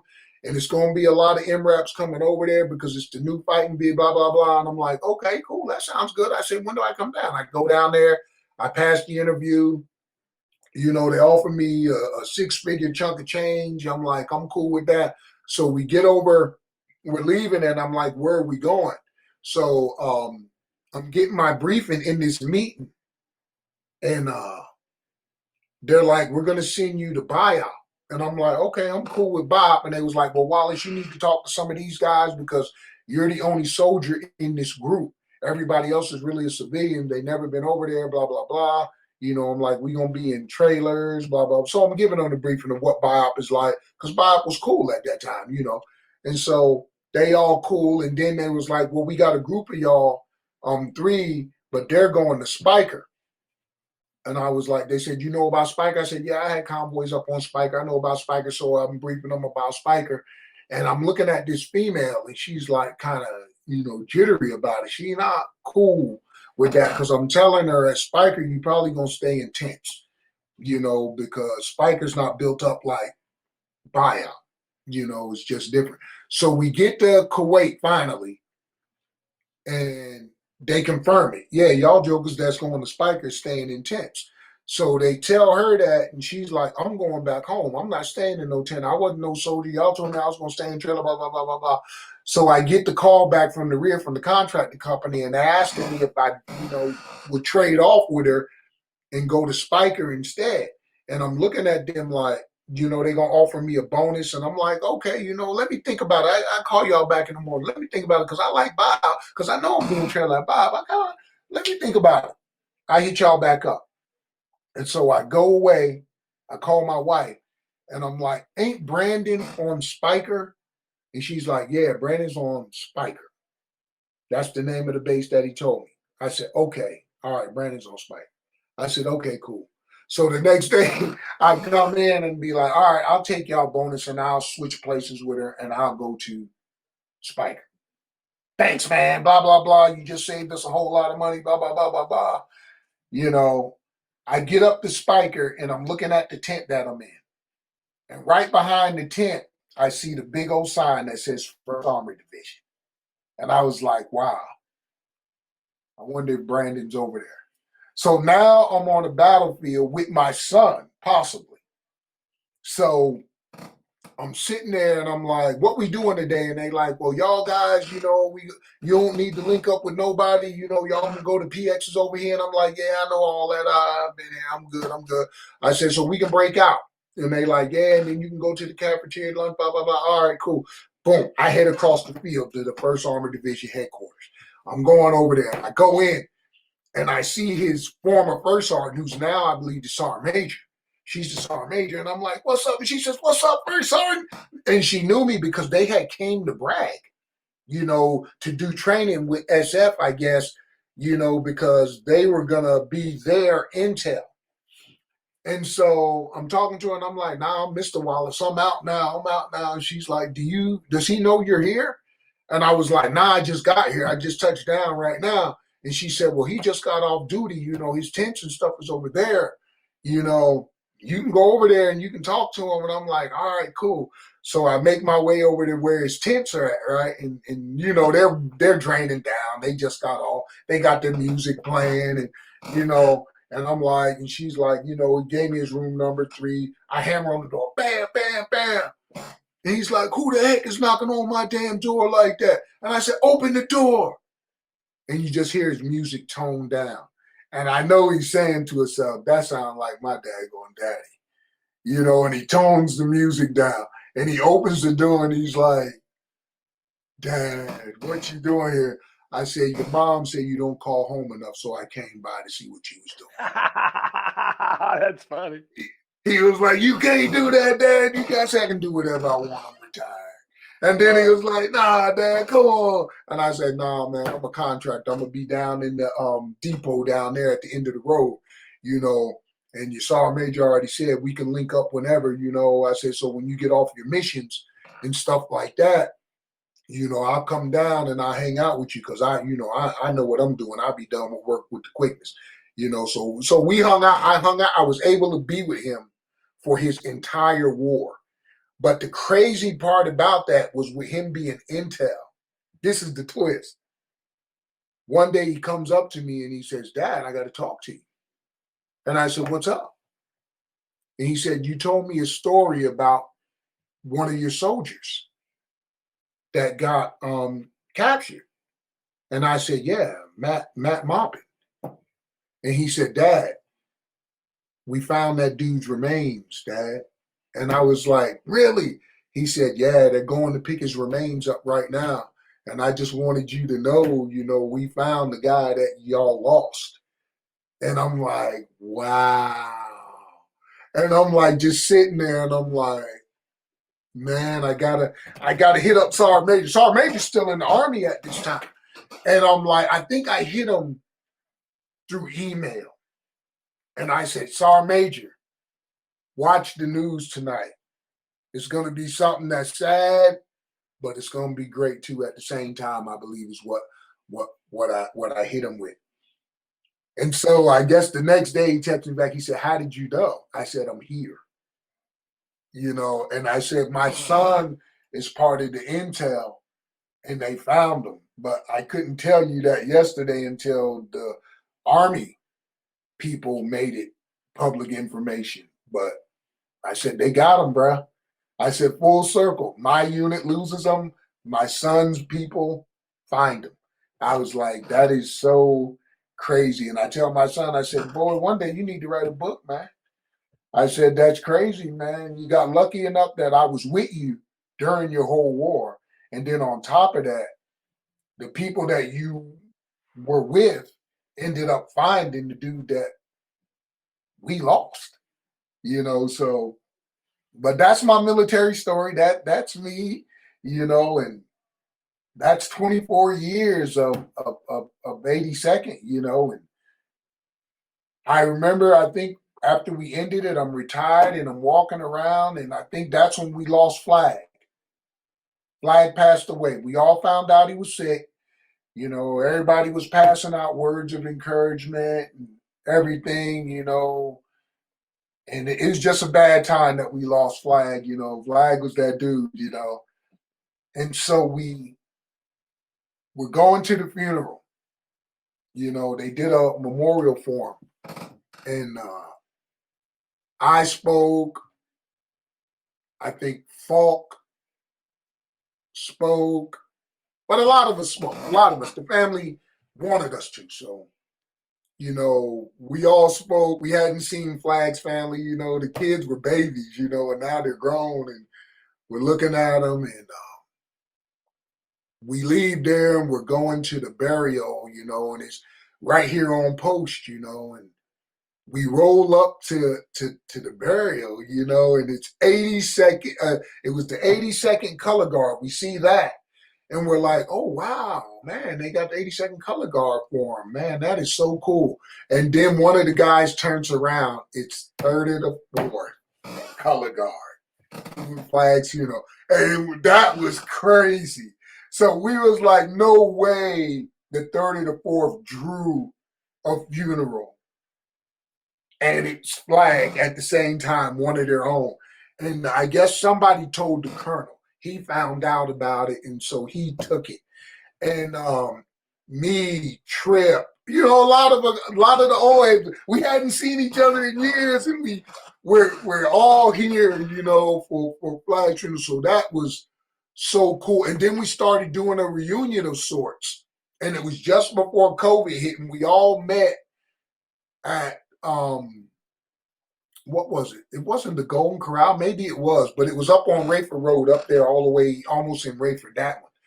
And we all meet there and we see everybody, Doc. I had seen Doc once or twice. I seen Doc Powell. He used to be a supply sergeant, but he still knows 34. So Powell showed up and I'm like, I know you the supply dude. Man, it was so many people that came. It was crazy seeing all these dudes again. That was like probably one of the most awesome things that I seen. And,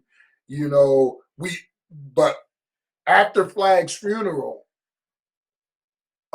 me, Rucker, and a couple other guys, they invite us back to the battalion because they tell us there's pictures up in the battalion. And we're like, oh, there's some pictures in the battalion. We like, oh, we got to go see this and see who's up there.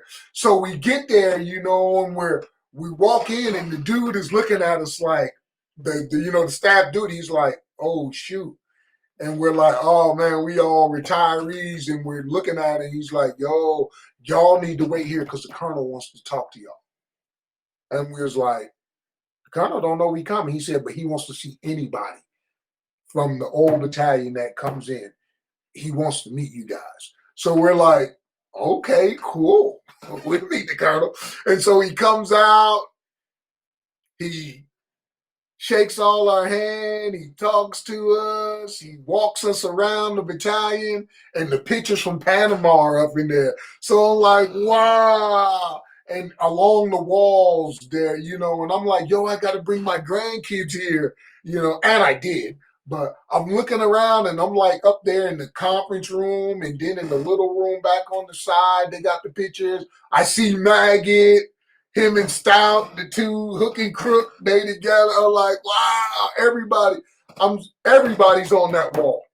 It's if you're 30 to 4 and you're in that battalion in the 80s, you better go there. You're on that wall somewhere. Godwin.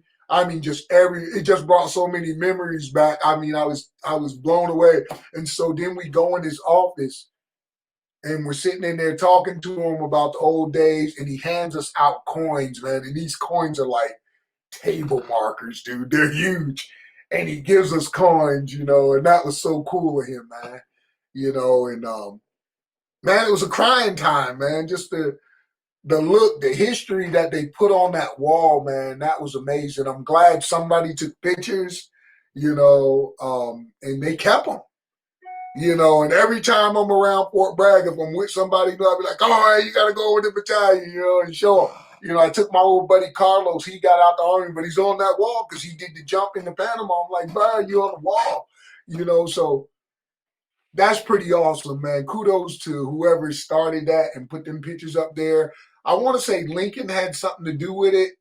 And then, of course, I went to his retirement and, we went and looked at the wall again, of course. I'm never probably going to go on the base and not go by the battalion, and look at the wall because it's always a picture I done missed, and I see something new every time. But, that's my 30 to 4th, great times. I talked to Maggot on a regular. Matter of fact, the last time I talked to Maggot, I believe it was 2 weeks ago. I talked to him. He's doing great. He's talking. Long as you keep Maggot going straight, he'll talk to you, But if you let him go to himself, he's gonna talk to you about something he talked to you before, But Maggot's doing great. I had let him know when we lost Falk, me, Cook, Green. Remember old Green? I believe Green was a correlate. Green, all of us, you know, we were at his funeral. They did his burial down there in South Carolina. It was pretty awesome. You know, he went right, you know, and he was my man because he was the manager at Walmart, you know. So my wife knew him. My wife used to go to him all the time to get stuff for her Girl Scouts and stuff like that. You know, he always got the water, the Gatorades, whatever they needed, you know, he always, you know, he was the man. Everybody knew. He took care of my godson. He came and was the guest speaker at his Southview Middle School, you know, and I didn't even know he was. I was just coming to my godson's show, and I looked over and I saw Paul. I'm like, "What you doing here, Jerry?" He said, "I'm the guest speaker." Oh wow, you know, and so, you know, it was crazy how me and him got close like that, you know, and to lose him so young, it was crazy, you know. But that's my story, man. That's me. So, just a few things. I'd love to ask you a few questions if you don't mind. Go ahead, go. What the funny thing about this is that you've told your whole story. I haven't asked you a single question. It's been a great. It's been one of the funnest nights of my life. I just get here. Yeah, you've told a complete wonderful story, and just gone and gone. I love it. I absolutely love it. What? So look, Jerry Falk was very influential for me when I was a private. He was the senior gunner one squad over. He wasn't my senior gunner, but he was the most squared away guy around, right? He He was the was. guy that I looked up to, but yet he was at that time, he was kind of feeling his oats, and Yeah, he was kind of the white Trans Am. yeah, well, I remember when he had golly, what was that daggone car? It was a white Maxima, I think. Toyota Maxima, maybe. But he was slick, man. He was slick. There was one time when I was on CQ, and he left with somebody that he said was his fiance. So somebody else called, and I said, "No, ma'am, he just left with his fiance." And she goes, "I'm his fiance," and I'm like, "Well, I don't know." So I got a talking to when he comes back. Right? He's like, "Hey, you need to zip your lips about my business, private." And I'm like, "Yes, Sergeant." Them was our days, man. yeah. He's So in the barracks. Yeah, so Charlie 9349 stories, right? I mean, going upstairs to Alpha Battery, going past the Charlie Battery CQ desk, Yeah. First Sergeant Lear, uh, Yes. First Sergeant, oh my God, Locklear, right? Locklear. Woo, baby. You talked about Martinez already. Yeah. Tell me Um, about the First character. off, the tall one. The tall one. When we did the reunion, he was there. What was his name? Hilton? No, Uh, the tall white guy. with glasses. I know who you're talking. Glasses, yes. I know who you're talking about. I He was know. Mr. Strat. That was Mr. Strat. Boy, you talking He wrote about a the book. uniform. Yeah. Yes, sir. Yes, Yeah. sir. Because I think he had came from S3. But that was Mr. Strat. When you talk about a set of BDUs, man, that dude, man, first sergeant he was the man. So tell me about, like, look here. One of the things that I'm not sure that people get it, right?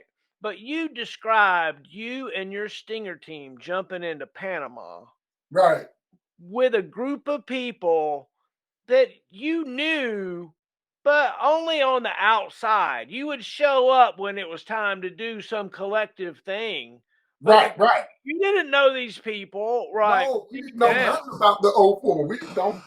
right? So, one of the things that is hard to explain, and I want you to try to tell me about your mentality, right? dude, you are willing to go anywhere and do anything your country asks you to do, right? You're willing. Let's do it, baby. We'll do it. Right. I'm a Because I parachute. know I got all my right. I'm built to be surrounded, and I got Right. all my buddies right here with me, and we're gonna go. We going to do damage. We getting ready to bring that scunion on you. That's So, what we do. so take me to your head. Take me about that adrenaline. That what I mean. Take me back So to that willingness. once we got the call and we knew that that we were going, we formed the teams up. I looked at them. I'm like, we good to go. We're all sitting over in the Piha. We're looking at Pittman like, yo, you rolling with us too, Pitt? And he like, nah, I'm not going. Sergeant Surratt, that was the Vulcan that came with us. So Surratt was like the NCOIC, you have to say, because Surratt was the highest ranking, I believe. I'm almost positive he was. We also knew that third section had went with the 3rd of the 04. They were already in Panama because they were down there for jungle school. So they were there. That was Farmer, Sergeant Nash, Lynch, all these guys. They're on ground already because they went to jungle school supposedly. And so we're sitting in the PI and we're getting motivated. The general comes in, he hypes us up a little bit more, and then it was the no return, bro. You put your ruck on your back and you're walking the line. You're walking the line, bro. And that's the only way you can describe it because you're walking from the Piha over in the green ramp. No fanfare. The Air Force guys are looking at you like, you guys, we might not see y'all no more. You feel it. You feel it. But you confident in what you're doing. The 82nd, we did it right. Back in them days, you did it right. We trained right. And so I was never scared. I was never scared. I was never worried. I just was always aware of the soldiers that were with me. Because these guys are with me. I'm in charge of these guys until I can get on ground and link back up with Captain Skinner, King, Hubbard, Surratt. These are my guys, and I got them, and they believe that I'm gonna do what I'm supposed to do, and I'm gonna get them there, and I'm gonna get them back. They believe that, So you can't show any chinks in your armor at that point in time. You know what I'm saying? You can't show any chinks. So it's like everything you say is confident. You gotta talk confident. You can't stutter. That ain't the time to make a mistake. Think about it. It's like being at the board. You can't afford to stutter. So you think about the answer, you formulate it in your head, and then you spit it out. That's how you're talking to them at the whole time. Because as long as you're showing confidence, they're confident. Because we're 82nd kids and we're the baddest jokers on the planet. And that's it. That's who we are. It's drilled into your head, cult-like maybe, but it's there, and that's what about the 82nd. And while we're on the plane and we're flying, we're talking to the infantry guys, we don't know them. They just know we stingers over there. It's some 313th boys over here, some commo boys. So we're more engaged kind of with the support elements than the infantry dogs, because all of us only show up when we're called, so we kind of like remember each other because we're the same guys all the time. That's the rotation. The rotator is you're the same guys all the time. So we knew them by face, and then you start learning names, but you really don't want to know a name, in case you lose them, kind of the Vietnam thought process. He's gone, And once we start the in-flight rigging, it's really time to be confident because you can't get back in the plane once you jump out of it, and so it's pumping them up, and then, you're talking to Schuler, you in the door, bruh, you good though, because I'm right here on your ass. I'm that dude. If you look back, you're probably looking at my boots. I'm right there, bruh. And he's like, I'm good, Sarge, I'm good. Just meet me on the ground. I was like, I got you, dog. I got you. So we jump out, and you coming down and you're looking down at the airport because that's where you're seeing all the firefighting going on. It's hot and heavy. Ain't no rounds coming our way. We're still basically descending in dark, and like I said, once you hit the ground, that water was hot, bro. Anacondas live in hot water, bro. I think I walked on that water. I tell you, I promise you, no lie. I was out of that water. I hit the water. I was out of that water. I think it was about maybe 2 seconds to get to that little island. I found my boy Schuler. He didn't hit the water, because the water probably came up to about, my chest high. And I popped the chute just before I hit in, and I felt that rise to scream by my ears. So, and then boom, you hit that water, and I hit it and I bounced up and I'm like, okay, I'm good. I'm standing. I'm good. I'm looking around. I got the Vietnam thing going. Ain't anybody in this water, you may shoot me to death, that's my thought process, get your gun out, fool. What are you doing? Get it out the pack. Boom, I'm knocking it out the case. I get it out the pack. I load it. I'm looking around slow. And then I'm like, okay, I got to get this other stuff off me. I drop my weapon. Boom, right in my face. I was like, that was my oh shit moment. I was like, dude, I almost shot my damn head off, bruh. And so, okay, that fleeting thing goes past me. I'm okay. I'm alive. I didn't shoot myself in the head because I dropped that rifle right in my face when I was pulling off something here, but I needed to get the rifle out. And I was like, you are so stupid. And I'm talking to myself, but you still alive, motherfucker. You still alive. You good. You still alive. Get this stuff off you and go get Schuler because he's right there. I get Schuler and then, thank God that private, maybe he'll see this and be like, that was me. He the one that opened that gate and got us and grabbing my man Marcato on the ground, remembering that he was there. And, I think that was the greatest thing in his life, the fact that I walked over and said, come on, private, let's go. I got you. So I had my privates and I'm headed to the rally point. I don't think there was probably never a time to get scared. And I say that truthfully because it was getting them two dudes.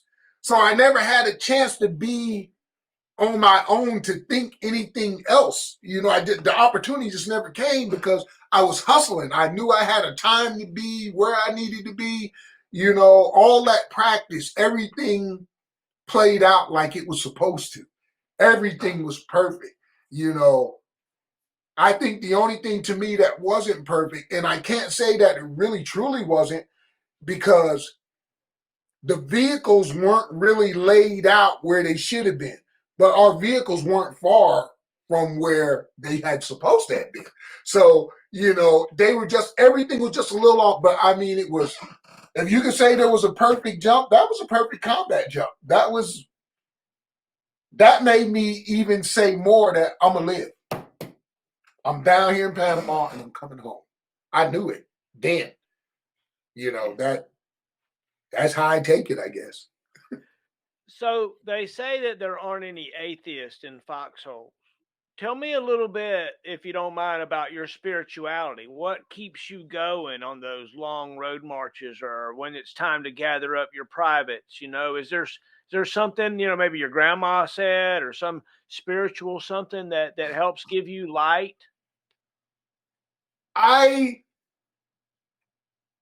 don't. I'm a spiritual person.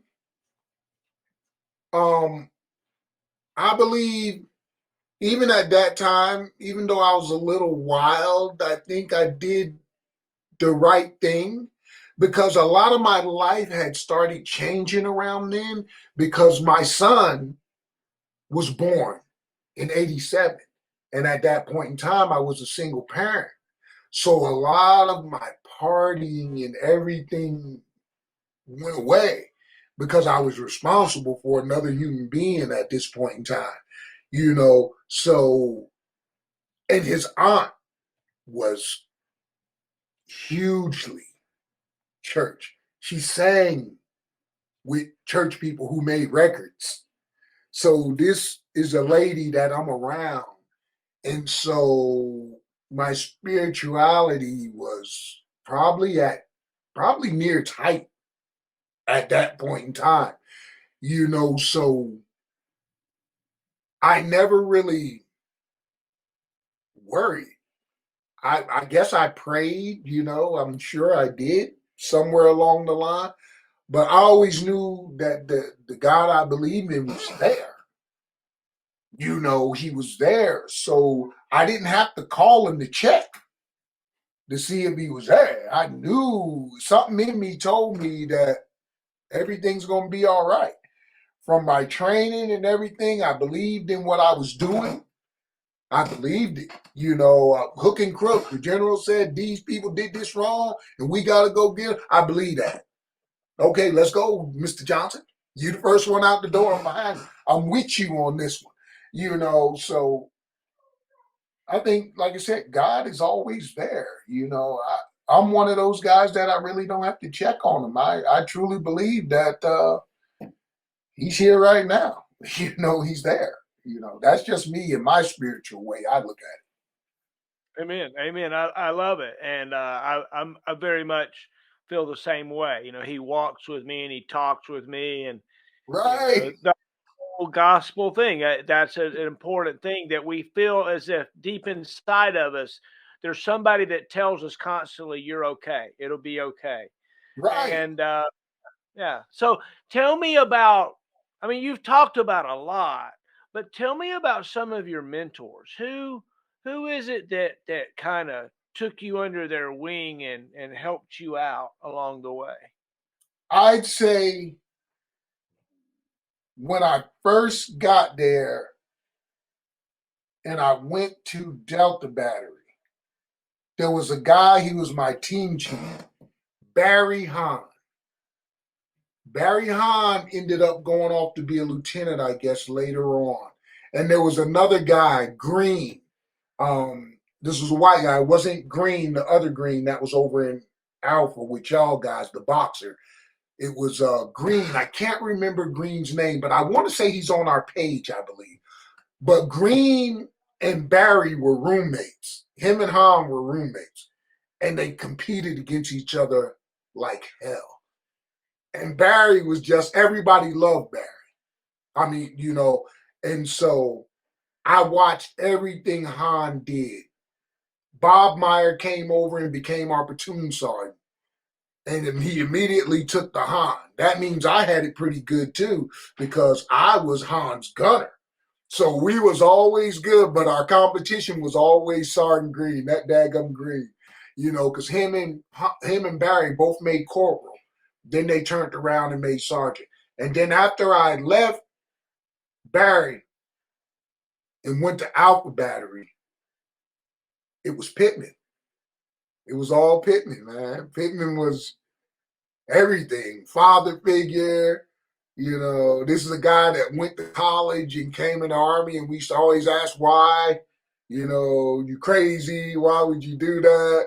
But Pittman gave us all life lessons. He had all those little quirky little, stories to tell you that come out of Arkansas, So, Pittman was that dude for me until he sent me to BNOC for him. Because I had just graduated PLBC. I got my stuff still rolled up and everything. And he's like, we got a class going to BNOC next week. And I said, oh, you want my stuff? It's still rolled up. You can have it. He said, no, you're going. And that's when they used to only be 6 dudes. It was Morton and Lucier were the instructors. And Morton was ruthless. And I ended up going and I passed. I was a first time go, which was crazy, because everybody just thought I was going to fill a slot. They was like, no way that Joker's going to pass, because people better than him done went over there.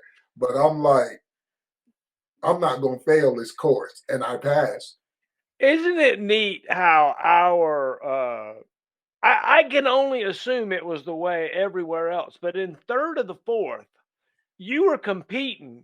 If you were doing anything, you were competing, baby. You were stepping up with your All the best game. time.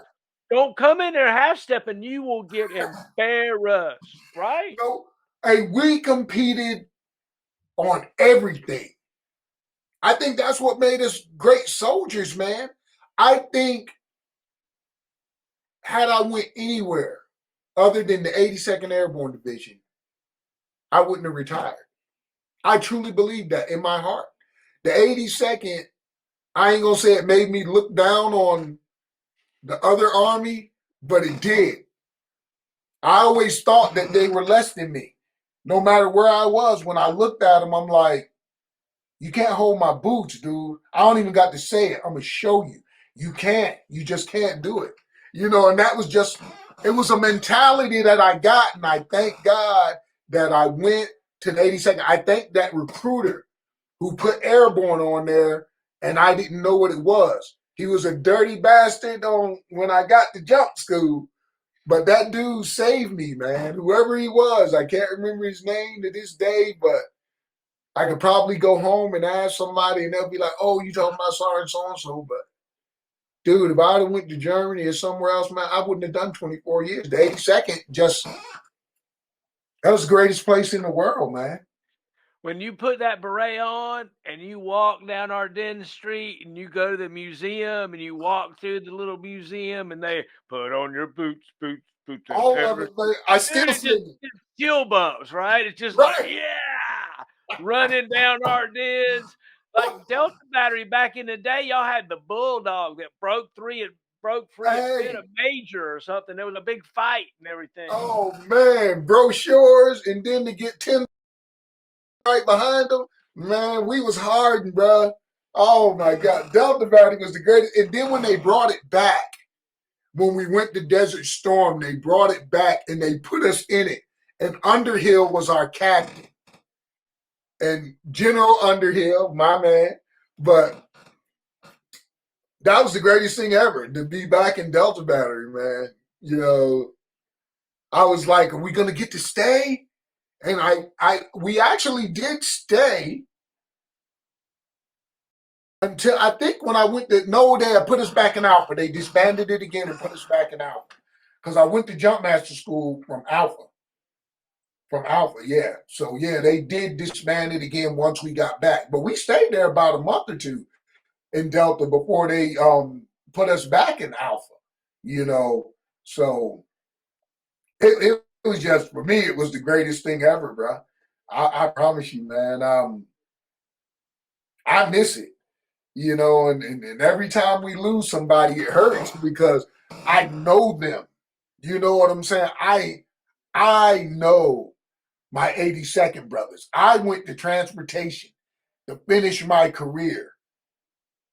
But anytime I went over to the battalion, when Stott was Sergeant Major or Lincoln was the Sergeant Major, everybody knew who I was. They was like, "Oh, what's up, Wallace? What's up?" You know, and I'm looking at them like, "You know me, dude?" And they was like, "Yeah, you used to hang out with Sergeant Major Lincoln." Yeah, you must have heard the story or something. What Lincoln tell y'all? You know, so I never lost touch with the 82nd. You know, I just never did. Even when it was so crazy because when I was at Fort Raleigh and I became a transporter, they put me in support platoon of 116, of which the Stinger company was assigned.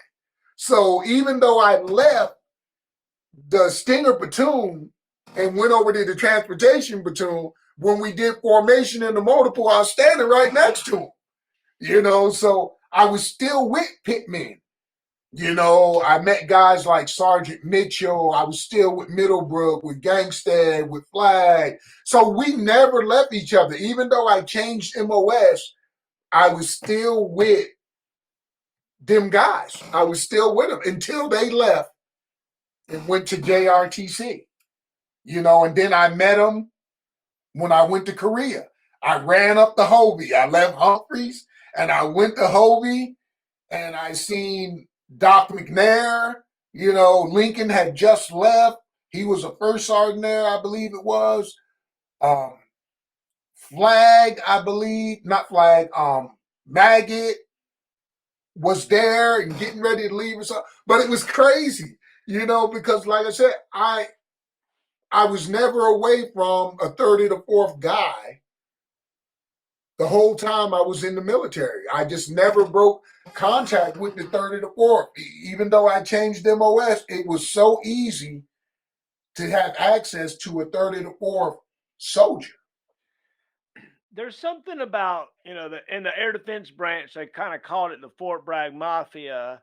And it's true because there's a comfort in sitting next to a guy, standing next to a guy that's willing to jump out of an airplane with you, and you've done it, and you don't know what you're gonna face, but it doesn't matter what it is, 'cause there's more than one of you, and y'all gonna take care of it. And it's like it's just really wild. People that haven't been through it, they don't get it.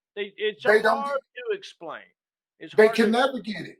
They can never There, get it. I can tell them, and they love it, but they can never get it. yeah. I can tell you about it all day, bro, but until you walk out that door and that wind grabs you and talks to you, and then it frees you up to be by yourself, what's better than coming down in a parachute by yourself and just looking around like, yo, I did it again. Yeah, right. Yeah. And I used to love hearing people tell delusional stories. Oh, yeah, I was a specialist. I got 100 jumps. I'm like, yeah, really? I'm like, I did 11 years there and I got 88. And I jumped into combat. And you telling me you did 100 in 2 years? You don't know who you talking to. Yeah, exactly. You get some of those every once in a while. You'll get some of Yeah, those every once in a while. Tell me, like, if you were to have a message for those that come behind you, right down the road, right? Your son's obviously serving. One of these days, you might have grandchildren. This is why we're doing this. We're doing this so that your voice and your persona is saved in video telling your stories, because most people don't know your stories. They don't have a clue who you are and what you did back in the day because they weren't part of our group. You just got the right, badges, right? And so right. when one of these days a grandchild of yours is going to say, my dad jumped into combat for the United States military, right? My dad was a Stinger missile guy in the 82nd Airborne Division and jumped into war. Do you have maybe a lesson of something that you might want to tell your offspring about you and who you are and what you believe, and maybe a word of encouragement to them? I just don't even know how to frame it, but do you have a message maybe? The only thing that, and I guess I instill that into my kids now, I mean, they're grown today, but, I have always told my sons,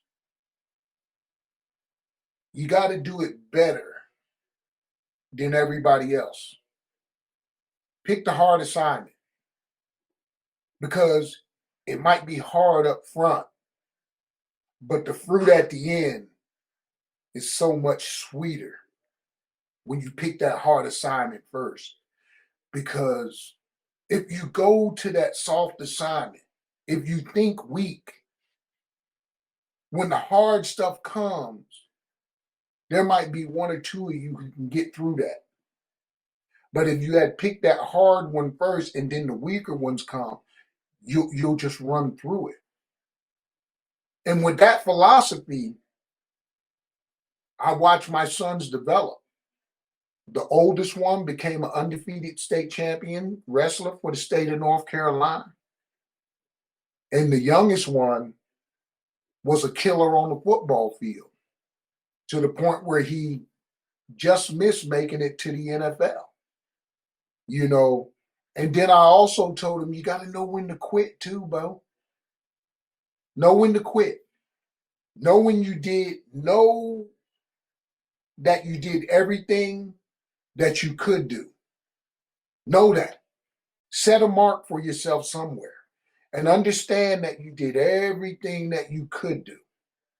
And once you've done everything you could do, give it to the next young cat coming behind you. Move like the song say, get out the way.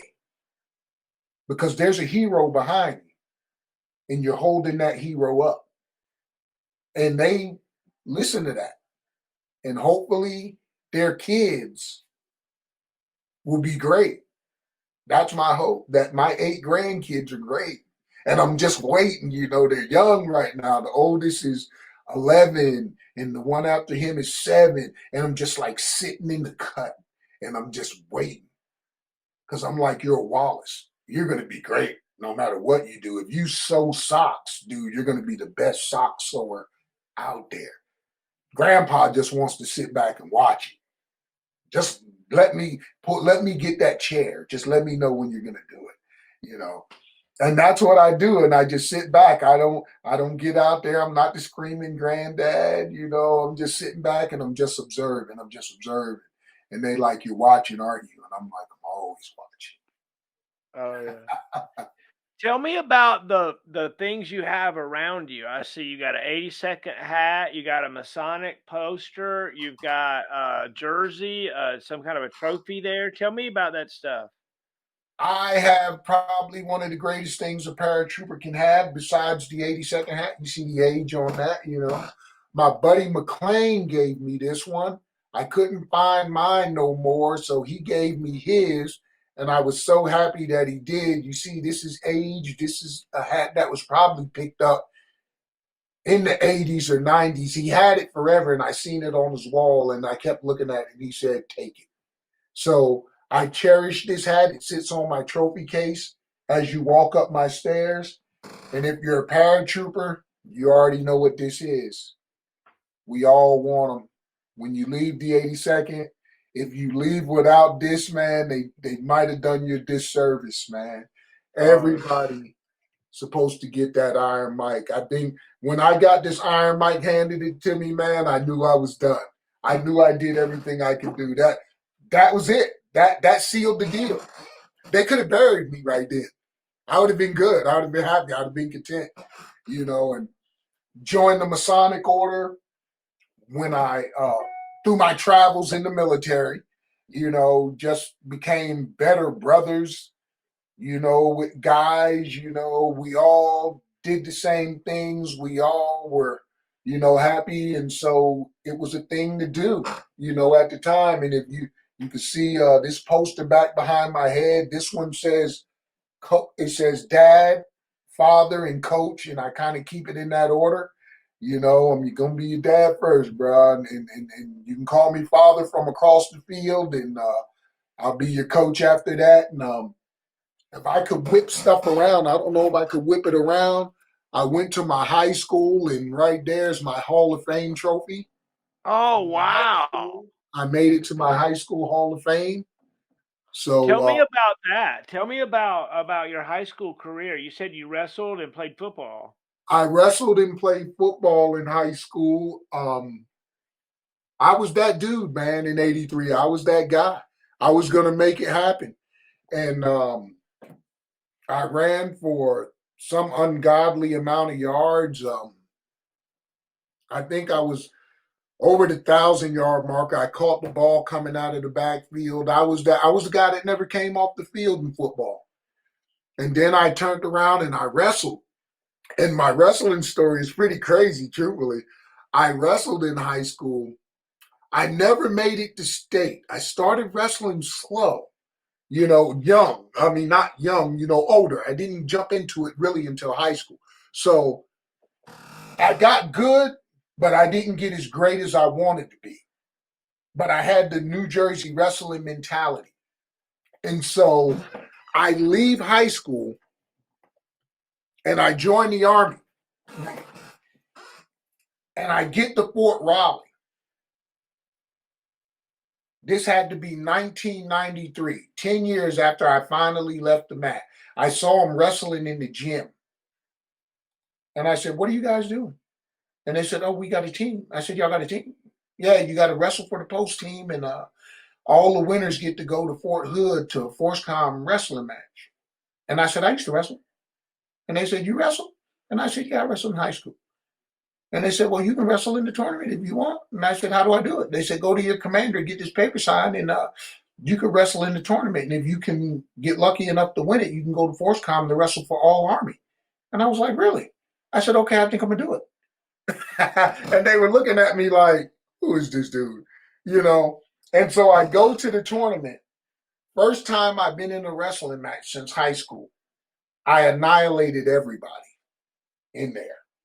I won the post tournament, and I turned around and ended up winning it 6 years in a row. But that was the first one. I won that post tournament, and I go to ForceCom, and I see Coach Thomas. He's the All Army coach, and he's talking to me, and he's like, when the last time you wrestled? And I said, at my post tournament. He said, before that. I said, high school? He said, oh, what year you graduate? Recently? I said, nah, 1983. He said, so you wrestled in 1983, you won your post tournament, and now you're up here at the ForceCom tournament. I said, yeah. He said, where you from? I said, New Jersey. He said, oh, yeah, y'all wrestle there. And I said, yeah, I plan on winning this. One of the first guys I drew, and I never knew it, daggone chopper pilot from Fort Bragg. I said, when did Fort Bragg have a wrestling team? I was there for 11 years and I didn't know y'all had a wrestling team. They said, we've had one for a while. I said, lies, you're lying. You couldn't have, because I would have known. I would have been on it. I knew there was boxing because Flag and Green, all them dudes box. So I knew there was boxing and what's his name? Vega. Big Sergeant Major De Vega. All them dudes box, man. So I knew there was boxing, but there was no wrestling. So I go to ForceCom, and I ended up in second place. I lost to Waldrick. This guy ends up going to place 7th in the Olympics. Yep. I'm like, if I could have got past him, man, so it was just great, man. But in high school, I was a monster, bro. I was a true monster. And then after that, I just come in my room. This is my supposed man cave, and I just got all the memorabilia from coaching. I can kind of turn this around, and these are my sons. This is all his stuff. He went to Wingate University, so that's kind of like his floor there. And then I keep going, and this is the state champs wall. I don't give them any of their stuff because this is all mine now. But these are all his trophies and stuff like that. These are some of the stuff that I kept that they didn't want and they threw away. So basically, this is my hangout. When I want solace, I want to chill, I come up here and I look at, the stuff that I did with them. I made them great, so like they got to pay back. Each of you got 4 kids, 2 girls and 2 boys, each of you. So you got to pay back. Grandpa's just going to sit here and wait for the payback. Because I told the grandkids, when you get trophies, you can put them up here. They ready to put them they want their own wall. Oh, yeah. I love it. I think that's great, Grandpa. I love it. They're waiting for their own wall. They're like, Grandpa said I could put my first trophy up there. And I was like, hey. They was like, well, if you want to, you can put it up there. So, it's kind of like the waiting game. So that's kind of, I'm happy now, I get on my motorcycle and I ride with all my scare me badges, and I'm not part of anybody's club. I just like riding solo because when I want to stop riding, I stop riding. There you go. So it's pretty cool. So I'm wondering maybe if we can close this out. I was hoping you could maybe call your fictional unit to attention and then salute and sign out, maybe. I don't know, We can do right? that. That's easy. I appreciate being with you. I enjoyed the time. I'm going to come back and look at this story one day and I'm going to laugh at it. I got to make sure that they know where it's posted. And with all that said, I rise. Let me ease up my TV here. Oh, I love and it. step back. And I hit y'all with a, come here, I can't. And I salute you. Oh, thank you so much, man. One story you haven't told me. Where did Yogi come from? Where's that? I think that was my dad's friend, I believe is what they told me the name came. And it stuck with me, even to the point where they wrote that on my yearbook. And my mom said, that's not your name. Your name is Joseph. And I was like, you're the only one that calls me that, Mom. So, and it's funny, because like when I had my son and I named him, he was my junior, we didn't call him Junior. We just called him Joseph Damian Wallace II. And so around here, we call him Damian. We don't even call him Joe. So we never, I don't know, we just never use first names, I guess. Well, that's not true because we call Brandon. So, yeah, I guess that's where Yogi came from. And once everybody at the unit heard it, I think Flag blabbed it out to everybody. I think it was Flag. His name is Yogi. Come on, Flag. Man, you can't say that. We in the Army, bro. Hey, Flag, I don't know. Like you called it, Flag and Stout and Green and some of those others, Pittman, they're just stalwarts and they taught us all so much, right? Yes, they did. They did. I'm glad to bring up some of their names. See, I'm even go back on here because I remember names as we talk, because some of those names, I was like, wow, I pulled that name out, man. It was there. They're sitting in the recesses. I just got to remember them, And I guess more so I remember them because of the story, and I remember who was to my left and to my right during the story. Yeah. And I think that's where I remember most of the names because as you were talking, I jotted some of those names down because now I'm going to have to go on Facebook and find them. Hey, it was Sergeant Major Miranda that we were talking Miranda, about. that was his name. Yeah, Miranda. what a great guy he was. Yeah. Oh my gosh. Well, yeah. Hey, Yogi, dude, it's been a blast. I've enjoyed it so much. I'm gonna process this over the next week or so, and I'll start putting it out. We work off of donations. If you'd like to send us a donation, boy, we'd love it. We appreciate it, and we'll end up. It'll be a little while, but we're gonna send you this interview on a thumb drive. Roger that. And a coin with a serial number on it and a box right here so that your grandkids can fight over it, right? Kind of like our gift to you. So, hey, I love you, Audacia by Daring Deeds. Thank you so much. It's a pleasure to have stood next to you in formations back in the 80s and 90s and to still, I just feel like we could get in formation right now and we could take somebody out if we need. We could probably do some damage right now. I love it. All right. I love you, man. Marshall in the middle.